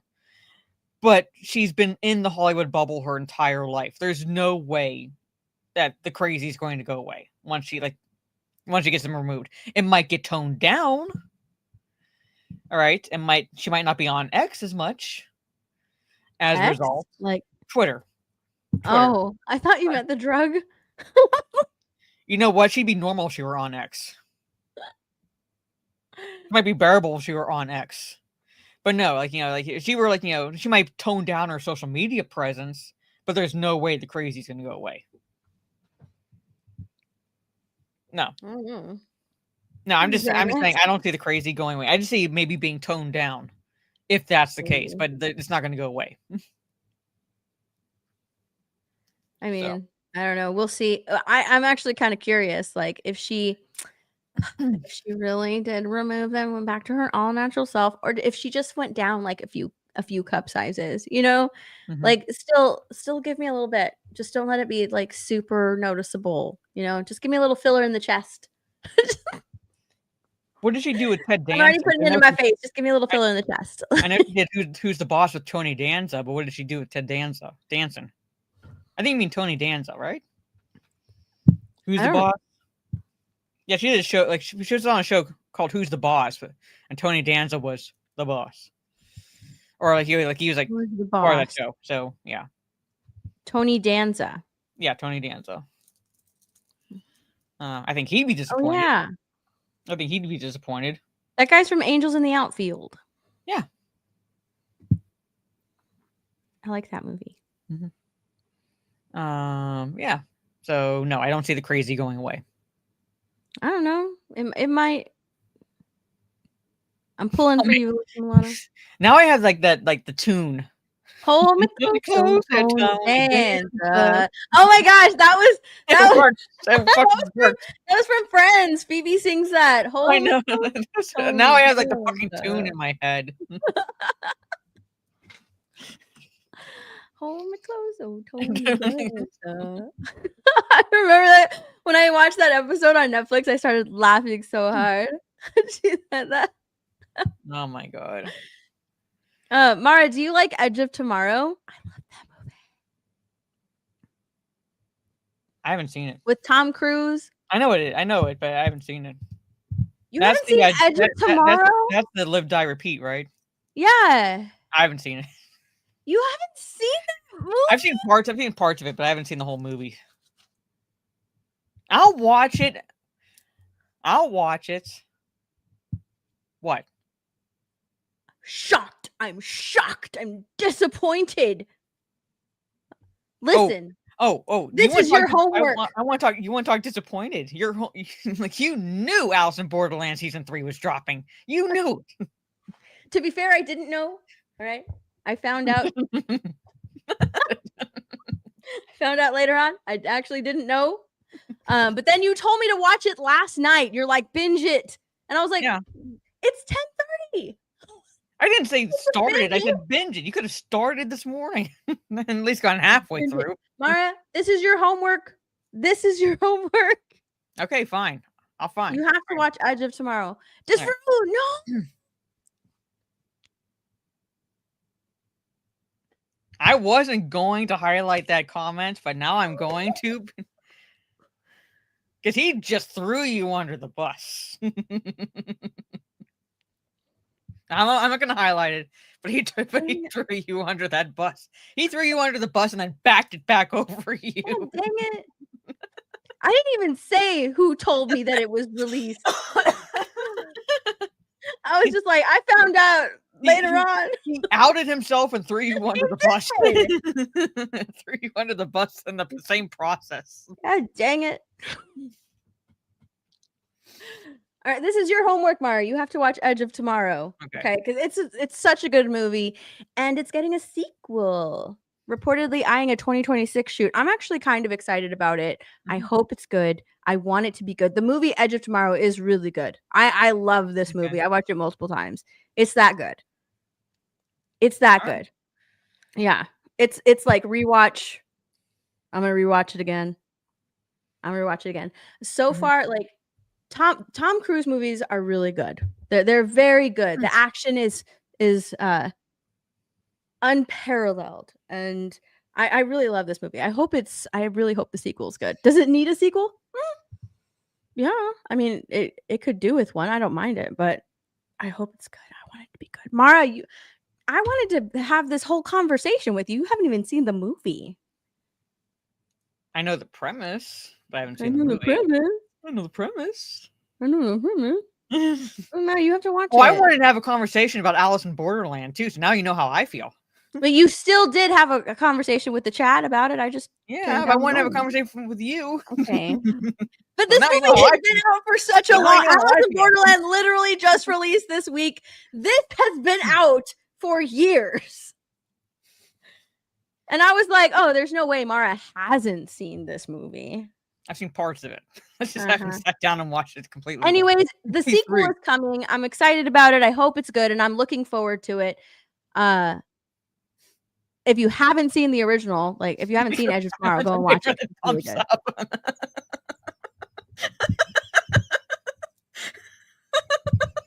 I'll turn around. You do a thumbs up when you're done talking about it.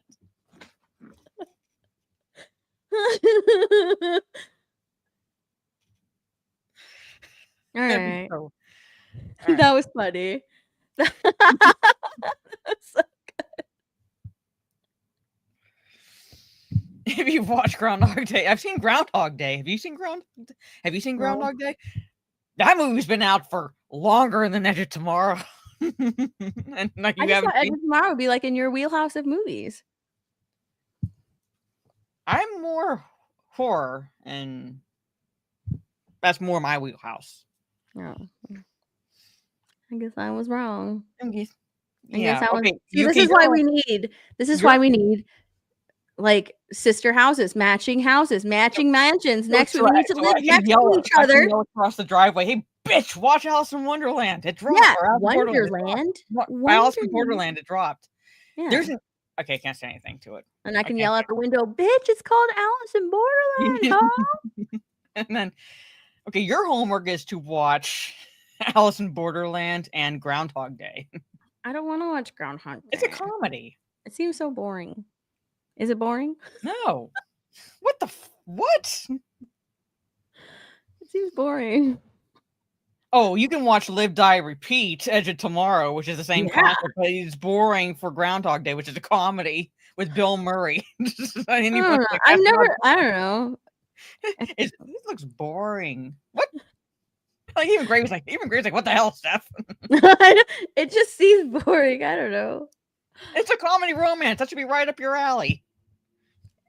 Romance is not up my alley. A comedy romance, basically, like nice, lighthearted, little romantic elements, but it's mainly a comedy. Yeah, otherwise I can't with Steph right now. Okay. Is it like a romantic comedy type of movie? No, it's more of a comedy with. Oh, okay. It's more of a comedy. But you'll see. Have you seen that movie? Oh my god, what is it called? Never Been Kissed. Years ago, I saw that. Yeah. Okay, that's but that's the Drew Barrymore one, right? Yeah. Yeah. You know the premise of it, right? Where like this woman who's like a journalist goes back to high school, even though she's like, I don't know, 30 or something like that. Yeah, so she's old enough that but she's like passing for a teenager because she's going undercover for an article or something like that. Yeah. Because David Arquette plays her brother, doesn't he? He does. Yeah. Okay, so I went with my brother to pick up my niece, and we were we were hanging out, and I went with him, and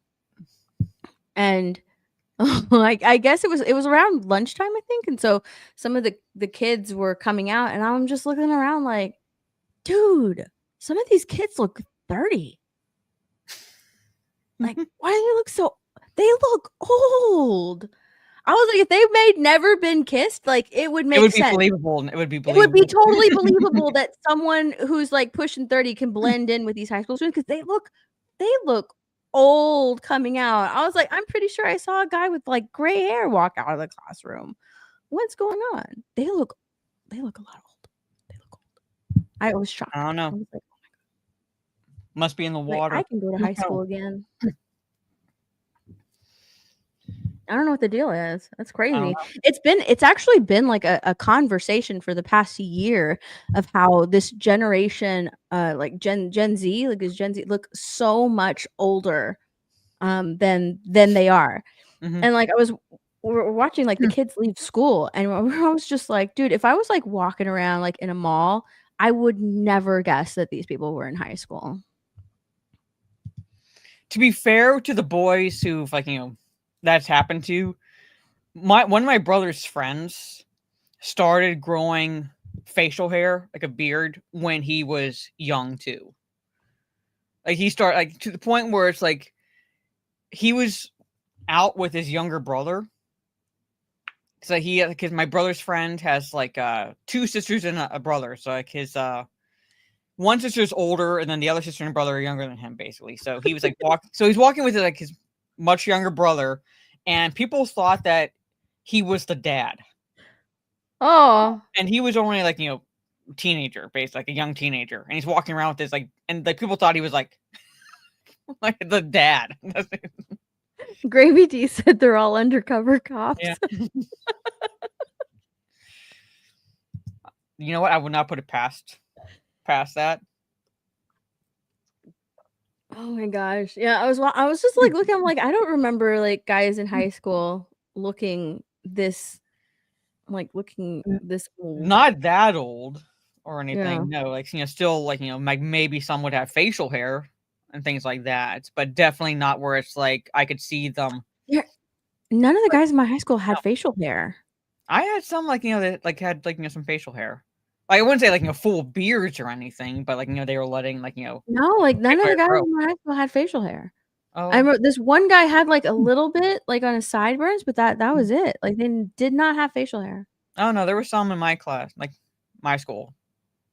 Yeah, so I don't know if it was like we just had like different, something was in the water where I went to like school basically, but yeah, there was some with like facial hair, like as I said, like not like full grown beards or anything, but like they let like some facial hair grow. But for the most part, yeah, like most of them were clean shaven and they looked their age. So I don't. Mike has bad knees. Says I was rocking a goatee. I'm saying like some. Yeah, nobody was even rocking a goatee. Like nothing. Like it was all clean shaven. I honestly like looking back, I don't even know if they could grow facial hair. Like they probably couldn't.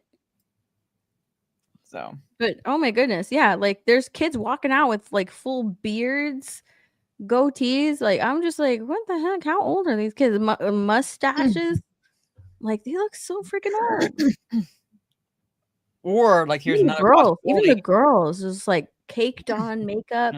Yeah, but like the other possibility is the guys in your class could grow beards, but they shaved. I wonder if it was a dress code. Maybe they had to shave. I don't know. I'm just saying, like that's a possibility. I honestly don't think so because like when you saw like the stubble come out, it wasn't very full. It was like here. We all had acne and stuff. Like we looked young. These kids don't look young. Hilda Laura says my younger brother looks like comic book accurate Wolverine with all his hair, and that's when he was 17. So I mean, it happens. Wow. Like genes play a big factor too. That's all I can think. Like genes play a big factor too. So, but yeah. So okay, I have a couple more topics that I brought up. Let's even though, like I said, I don't really care about this series. Rumors have been going around that Warner Brothers had that open casting call for both men and women for Voldemort. So yeah. So what do you what are your thoughts on this? Okay, look, we all know that we're waiting on that Cynthia Erivo casting Yeah. announcement. Okay. I saw this on Instagram. Hold on. I took a screenshot of it because because I was gonna share it on Twitter. Where is it? Did I take a screenshot of it? I thought I did. Oh wait, I did it on my phone.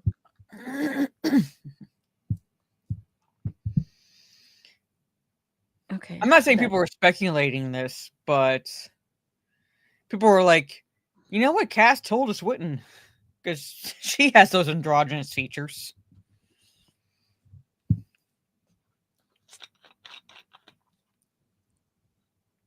Where you at? Where you at, Post? Where you at? Oh, here it is. Here, look. When I saw this on Instagram, I was like, no way. It was just a joke. Look at this. Oh, I have to remove that. There we go. Cynthia Erivo is rumored to play Lord Voldemort in HBO's Harry Potter. I was like, no way. I know that he's already been cast, Tony. It's more or less like the rumor. Joke. It's not like the rumors that like they were cast. It's just like basically like that people were saying that they had open casting calls for both men and women. So the speculation could be that they cast a woman. Yeah. Not that not that the actor hasn't been cast, but that's the speculation because of the open casting call. Yeah, that's the speculation because it's an open casting call for men and women. Yeah. So they can actually say like, oh yeah, we're also looking to cast a woman to play Voldemort. They can't do that. All right, they can't do that. It has to be a man.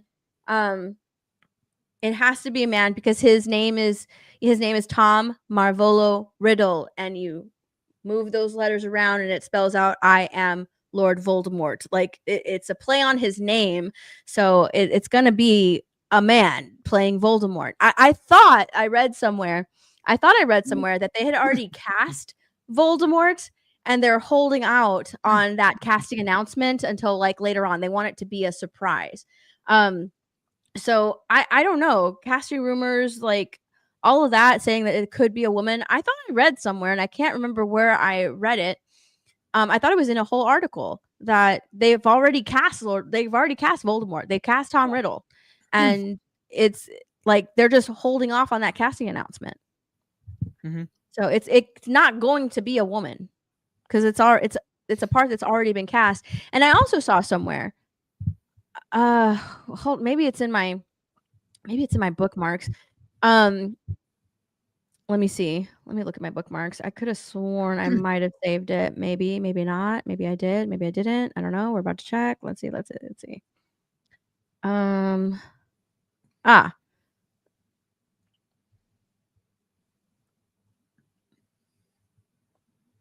A series about Tom Riddle's childhood and adolescence, starring Owen Cooper. Like they want fans want that to happen. They want that to happen. Like a series about Tom Riddle's childhood. That could be cool. But I honestly think that they're going to put a lot of that stuff in the HBO series. We're going to get a better dive into Voldemort than we did in the movies. Because in the movies he's just a villain, but like if you read the books, it's a better like deep dive into who he was. So there's like better descriptions of Voldemort. If we get a different series about Voldemort's childhood, that could be kind of cool. I would watch that. I would definitely watch that. But the whole rumors about them casting a woman as Voldemort, I don't believe it. I made a joke saying like, oh yeah, I'm just holding space for Cynthia Erivo casting announcement, but it's not going to happen because he's already been cast. Oh my gosh. Yeah, that fanfic of Draco and Hermione is getting a film. What is it called? I don't know, but it was like the similar approach with 50 Shades of Grey, and how 50 Shades of Grey was like, started out as Twilight fanfic and then morphed into 50 Shades of Grey. Well, it's like I can't remember the name, but I think Stig sent it to me. Hold on. Well, the Draco Hermione like ship has been a thing for years and years and years and years. And it's kind of based on Emma Watson and Tom Felton's friendship. Because they're very close on set, and they would always like do interviews together. They would catch people would catch them like hugging each other because they were Alchemist really good friends on set. So people were like, "Oh my gosh, I want Draco and Hermione to get together." So that's where like that whole ship happened, and people would write fanfic about Hermione and Draco, saying that like he's secretly in love with her, even though she's a mudblood. Alchemist said. Alchemist said. Alchemist. No, Alchemist said. Novel Alchemist said. Which started out as Hermione Draco fan. Oh, yeah, the ship name. Yeah. Hermione Draco fanfiction. Draymony. How do you pronounce that? He probably pronounced the ship name Draymony. Dramini. I don't know. But it started out as like like Harry Potter fan fiction. That's what it is. So Legendary, like the studio Legendary, is agreed to a 7-figure movie deal for the dark fantasy novel. That writer Sen Lu Yu said in a statement, "I can't wait to see the world of Palladia come to life," or Palladia, I don't know. Yay! Yeah, so yay! They're getting fan fiction. They're getting fan fiction. Dude, you know, I'm gonna read it. It's a book. I need to get that book. I'm gonna read it. I need to read it. I want to read the book inspired by Dramini fanfic. She wanted I've seen that because that it's not her, it's purely fan fiction, so it's not exactly ripping off her property. So she wouldn't have to sign off on it. She has no choice. No, she wouldn't have to. Yeah, she has been saying it for such a long time. Oh my gosh, the amount of TikToks and reels that I've seen about Hermione and Draco and how much they love each other is so ridiculous. I've seen so many. Oh, yeah, I've seen so many. Okay, let's we'll talk about the DC article I have about the new Batman comic book storyline, and then you can show the Peacemaker dance. Oh yeah, I need to pull that up. Yeah, so we're not going to go into this article, but DC's Absolute Batman will be, quote, beating up white nationalists in a new special by Transformers' Daniel Warren Johnson, and he promises it's not subtle. So we're going to go down to... Okay. So over here at DC Comics Gotham City panel at San Diego Comic-Con 2025, Daniel Warren Johnson shed light on what lies ahead for Absolute Batman. When asked to explain what the story is, Johnson said, "I don't know, man. It's just Batman beating up white nationalists." He says, "I'm not exactly a subtle storyteller, but I'm angry and it's coming out in these next 30 pages." Mara, tell your boyfriend to stop texting you. We're busy. It's my mom. But yeah, there's the cover. I'll zoom back out so we can get the full cover. But there it is. Yeah. Batman's beating up white nationalists, ladies and gentlemen. Yep. Here we go. Yay. Stomp the racist. Batman is doing doing the work. Doing the work. So dumb. Dude, woke is going nowhere. It's still there. It's still there. Mm-hmm. Yeah. Yeah. Everybody's like, woke is dead. The new administration was shutting everything down. It's still there. It's not going to go away anytime soon. Not anytime soon. Pendulum might be starting to swing in the other direction, but it's not going to go away. All we can do is just sort of call it out and laugh at it. Like that one movie with what's her fucking face that got shelved, the awful one. I was looking forward to that movie. Oh my god, why can't the Rachel Zegler movie? No. What? Well, there's the one with Jessica Chastain. Oh, the one where she's it got shelved. I thought it was supposed to be a series. The Savant. Thank you. I thought it was supposed to be a series. I thought it was supposed to be a series, basically. Yeah, the series. I always call it a movie. The series. I was waiting for that. I was so excited for the Savant, man. I wanted to see a feminist white lady take down fascism with autism. Well, if the Predator taught me anything, is that autism is the next stage in human evolution. Oh, that is true. Yeah. It's a superpower. Yeah, it's now a super. Now me on the spectrum is a superpower. Mm-hmm. Yeah. And you can take a Tylenol and top off a little bit of that tism. There you go. Yeah. You get a tism top off. Man, I'm so upset. I wanted that show to air. They're shelving it. Yeah. For now, temporarily. When that movie, I remember that it's gonna come out that though. movie. Rachel Zegler had that like movie that she's gonna do with Marissa Tomei or something like that. That was like listed as like as like an upcoming project, and then just went away post Snow White or something like that. Oh, that's right. Where she was like, Rachel Zegler was her daughter. Yeah, and it just like went away basically. So it's Yeah, it wasn't. It was like. And then it was like revealed that it hadn't been officially greenlit by any studio, so no studio had officially taken it on. No, they were shopping it around or something like that. It was so funny because it was on Rachel Zegler's IMDb after it was announced, and then something must have happened because it was removed from her IMDb. It was no longer there. They made this whole announcement of how, oh, look, you thought she was going anywhere? Like you thought Hollywood was done with Rachel Zegler? She just got cast in this movie with Marissa Tomei.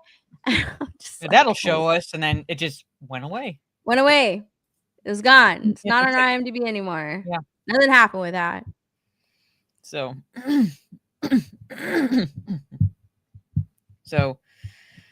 but it has not been officially like, hey, this is like, this movie's gonna start production, blah blah blah. It's just like, it's just yeah, it wasn't even like it was just, oh, she got cast. They were shopping it around. It wasn't going into production, it wasn't doing anything like that. Like they were waiting for someone to, I think, like fund the movie. They were shopping it around. They were shopping the script. They're waiting for like a studio to step in, basically, like, producers to step in and fund the movie. And yeah. But before I talk about like the last thing I have up, I'm going to show the Peacemaker dance that was removed because.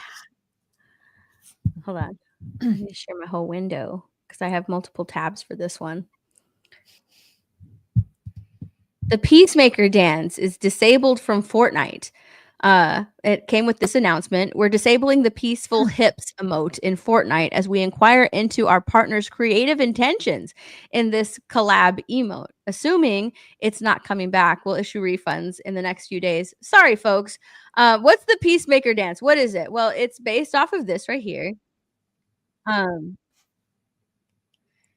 It's based off of this right. Hold on. He does something in this dance that led to the Peacemaker dance. He does something with his hands. God, this is so dumb. Is it this one? I think it's this one. It is so fucking dumb. I think the whole show is. The whole show is dumb. The whole. I don't even watch the show. I don't watch the show because I don't care about it.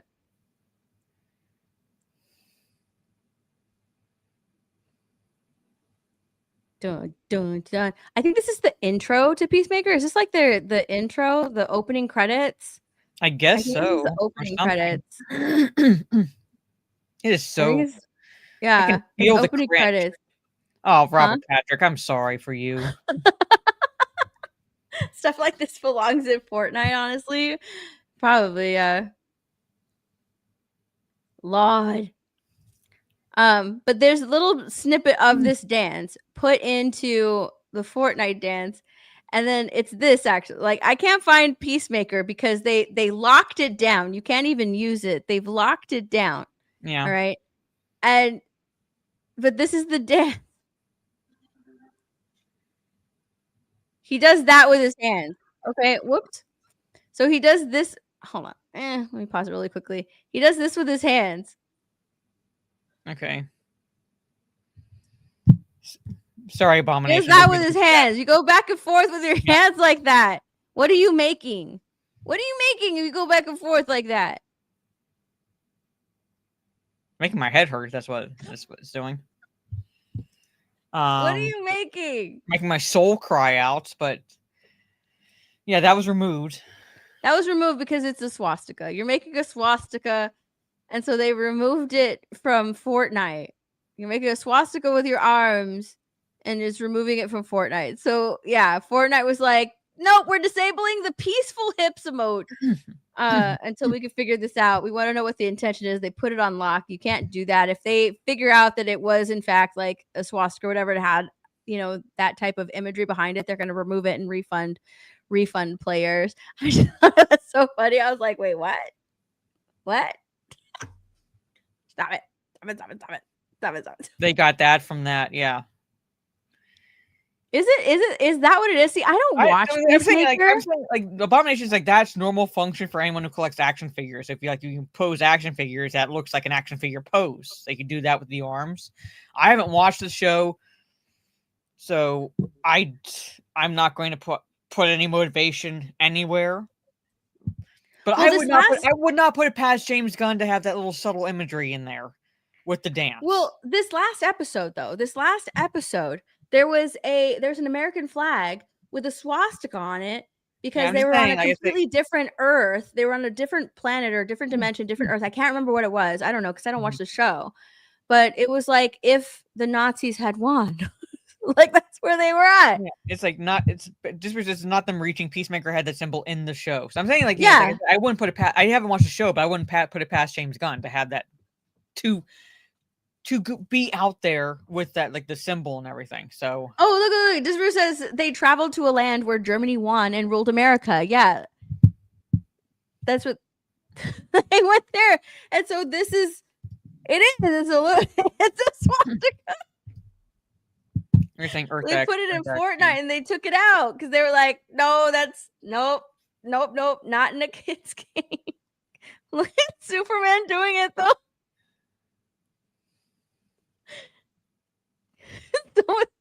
We still have this. I'm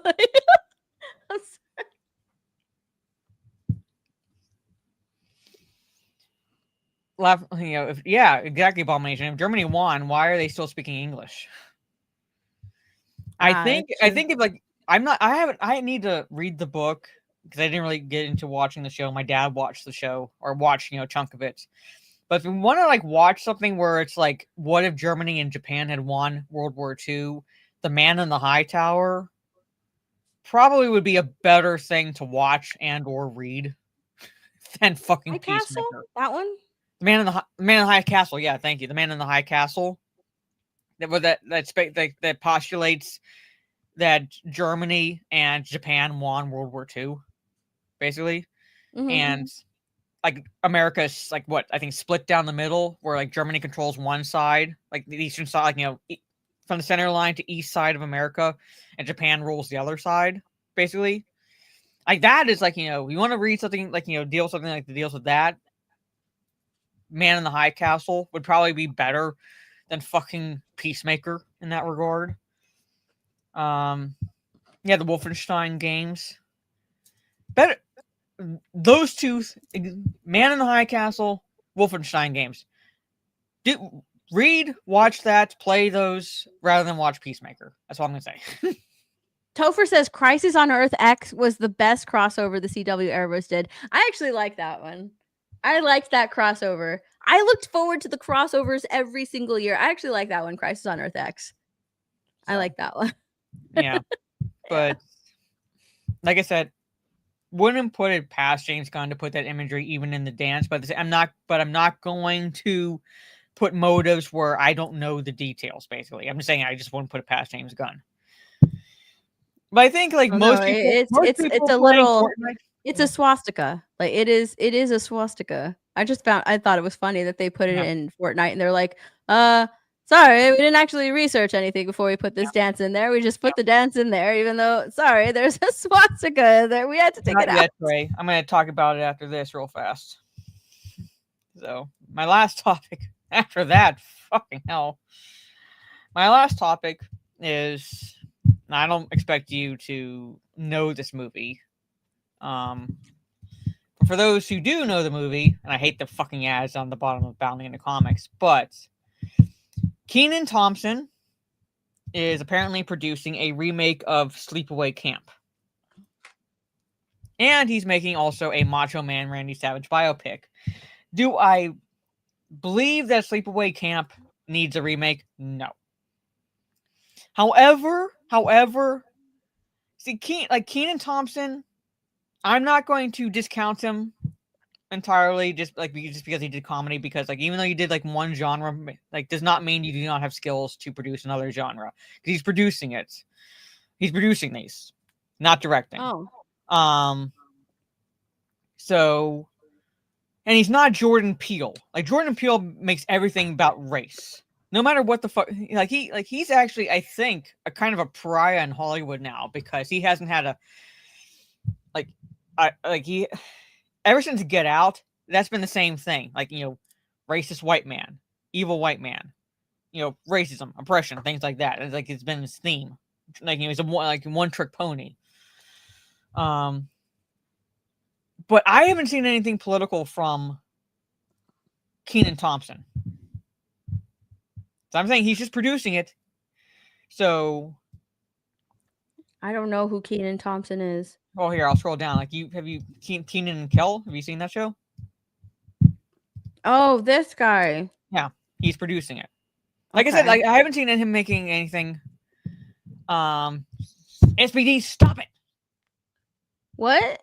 Nothing. What are you yelling at? Because SBD posted something that no people who haven't seen the movie don't fucking know.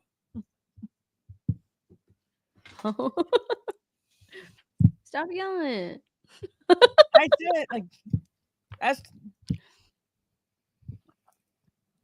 So I wanted you to watch it. Oh, he's been on SNL? Yeah, I don't watch SNL. Yeah. But yeah, I will say, all right. I will say, let's go, Macho Man Randy Savage. I want to know. Oh, that's right. He Ducks. I want to know. How not the Slim Jim guy became the Slim Jim guy, and it's a major, and it's an ending that will stick with Steph if she watches it. I'm not gonna watch it. Yeah, watch it. I don't want to watch it. At least Groundhog Day. What? At least look on YouTube. Look at the ending on YouTube. Of Sleepaway Camp too. Yeah, Sleepaway Camp. Yeah. Oh. But let's go slap into a Slim Jim. I want to know the story of that guy. So, like I said, like that's what he's planning on doing. So, where it just says, first, per bloody discussing, Thompson is planning to send moviegoers on another visit to Sleepaway Camp with the help of original film's creator Robert Hiltzik. That's where I at least have some cautious optimism. All right, at least until anything comes out where it's like gives me pause. You have the original film's creator, so I'm like, okay, he's bringing him back. So he's not like pushing the original creator to the side to do a remake. Let's see. And then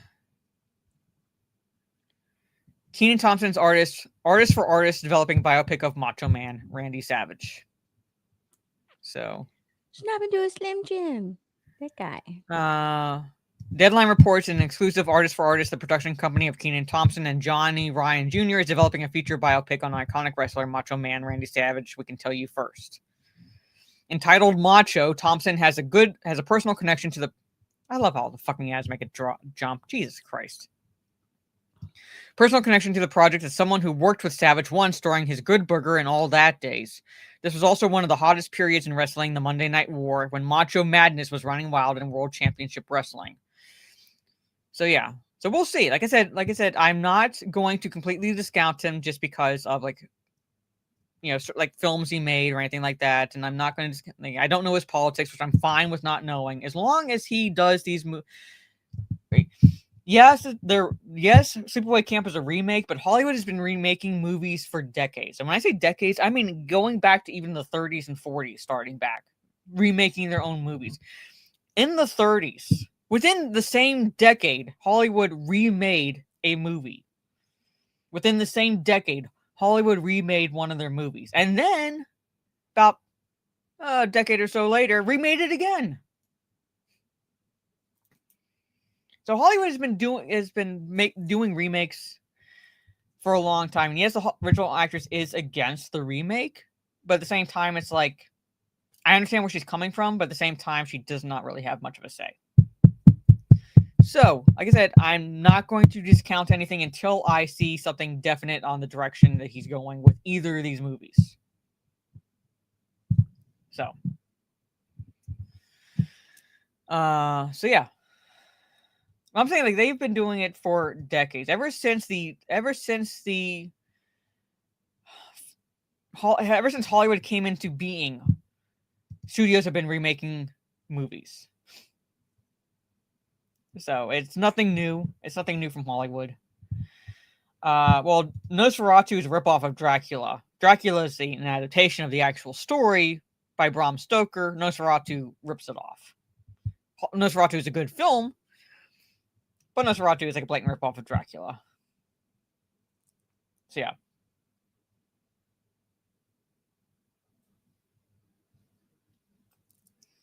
But there it is. All right, chat. If you're new to this channel, my plan is to, is for the chat to help fund my way to Australia to live stream myself physically assaulting Liquid Blake.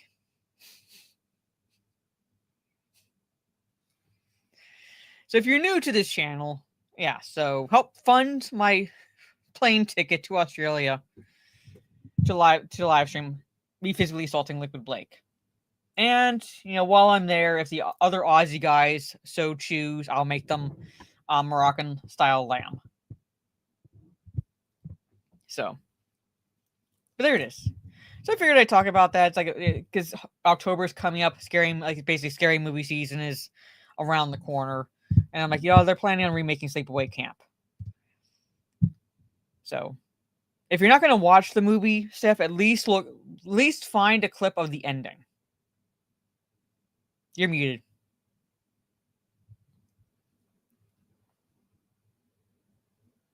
Okay. Mara, you need to... Dude, AI is wild. Okay. Look, I don't even know why this was posted underneath my tweet. All I said was, hell yeah, make this happen. This is about a Nerdrotic Comic-Con thing. Yeah. Why is this here? I don't know, but I love it. No, look. Monitor. Look. From the makers of Lil Hustler Starter Pack comes the learning toy taking kids by storm. Dude. Bro. My first ankle monitor. It's the perfect Did you way to teach your little one boundaries with fun lights and realistic sirens. Did you watch this? I love that it teaches responsibility and how to negotiate early release for good behavior. Dude. Something tells me you didn't watch it before you started playing it. Steph, please tag Kata. Dude, send it to Kata. Oh my god, that is wild. But honestly, why did they comment that? I get weird comments under my post too, so I love it just because it's so fucking out there. Trey's like, I had that as a kid. My first ankle monitor. Here's Sleepaway Camp full movie. Like I said, if you're not gonna you don't have to watch a full movie. Just watch the ending, and you'll see why I kind of chastise SPD. Not to necessarily call him out, but it was he kind of did spoil it. But anyway, that's all I had. And next week it'll be on my channel again because I'm doing it twice in a row because it was twice in a row on Steph's channel. So I'll be coming up. Yes. I'll be coming up with the topics for next Sunday. So my homework this week is to watch Edge of Tomorrow, and Steph's homework this week is to binge the 3rd season of Alice in Borderland as well as watch Groundhog Day. It's a lot of watching. It's a lot of sitting down just watching something. You said if you take a day to binge Alice in Borderland, that leaves you plenty of time to watch an 1.5 hour long movie. Yeah, all right, I can do it. I binged Clarkson's Farm in 3 days. I think I was done. Yes. I can do it. It's fine. So there it is. So that's our homework for this week. But Seth, let everybody know where they can find you, and then I'll give my outro. You can find me on YouTube, Instagram, and Twitter, all at My Nerdy Home. And I have a couple of streams coming up this week. I will be doing a nerdy news stream, and I'll probably do a TikTok stream as well because there's a few stories. There's a few stories that I've been following on TikTok that I gotta get out of my brain. So we're doing a TikTok stream this week. And then you know what? I had so much fun playing Animal Crossing that I'm probably going to do a couple of Animal Crossing streams this week as well. So, all right. As far as my streams this week, I'm going to be doing gaming streams. I just had to figure out what I'm going to play. Borderlands and Borderlands 2, I am going to be adding those games to the rotation, but I'm waiting for the thumbnails, and I'm not that I like expecting them anytime soon necessarily. But Punch Lightning's been working on them, and he said things have been nuts for him, so it's a little bit slower than what he's normally able to do. So I said, fine, but at some point, either this week or next week, I will be playing Borderlands and Borderlands 2. I did not finish Arkham Origins. Life happened, and then for some reason, whenever I tried streaming it, it would only show like the top, like fourth or whatever of my screen, even though I had it set on OBS to capture the entire display. And it's like, it got to a point where it's like I got sick of trying to fix it. And then, like I said, life happened, and then other games. I started adding other games to the rotation. So no, I haven't finished the game. At some point, I will finish the game. I just don't know if I don't think I'll be streaming it because of the fact that OBS did not like it. Did not like me streaming it. So yeah, the game was really minging out on me when I was trying to stream it. But I do I'll be doing gaming streams. I'll be playing some horror games also, especially throughout October. I'm doing reading streams. I read Call of Cthulhu.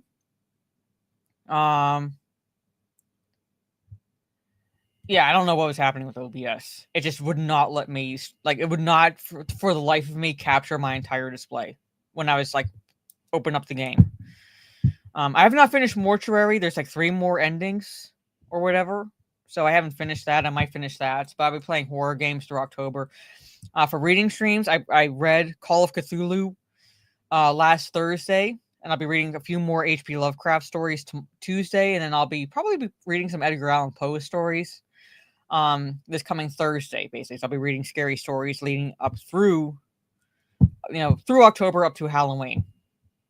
But I'm going to figure out what games I'm going to play for the gaming streams this week. And anyway, chat, that's and then next Sunday, Talk Nerdy Shows will be on my channel. Yeah. I streamed Silent Hill 2. So I did stream that.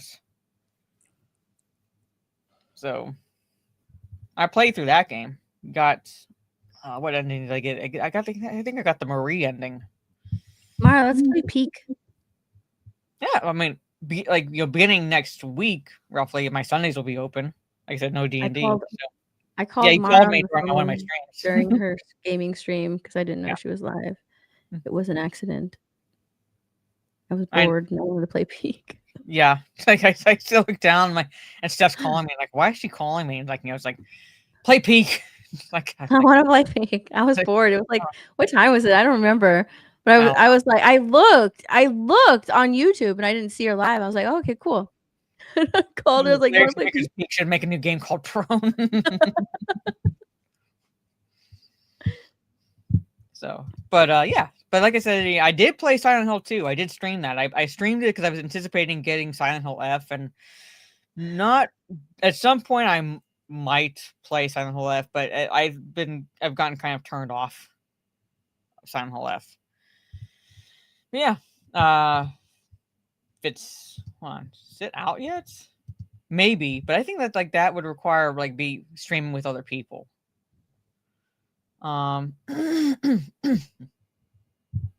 Yeah.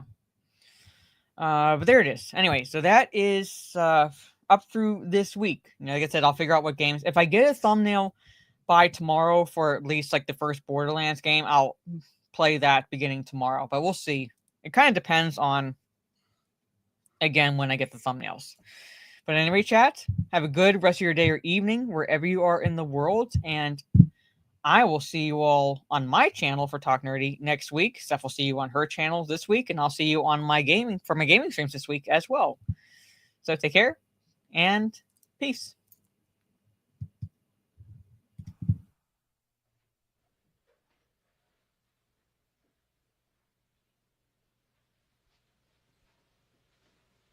You're still here?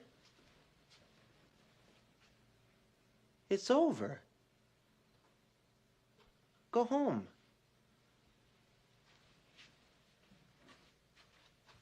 Go. What? Oh my god. Oh my god, that was close. Mara. Oh no!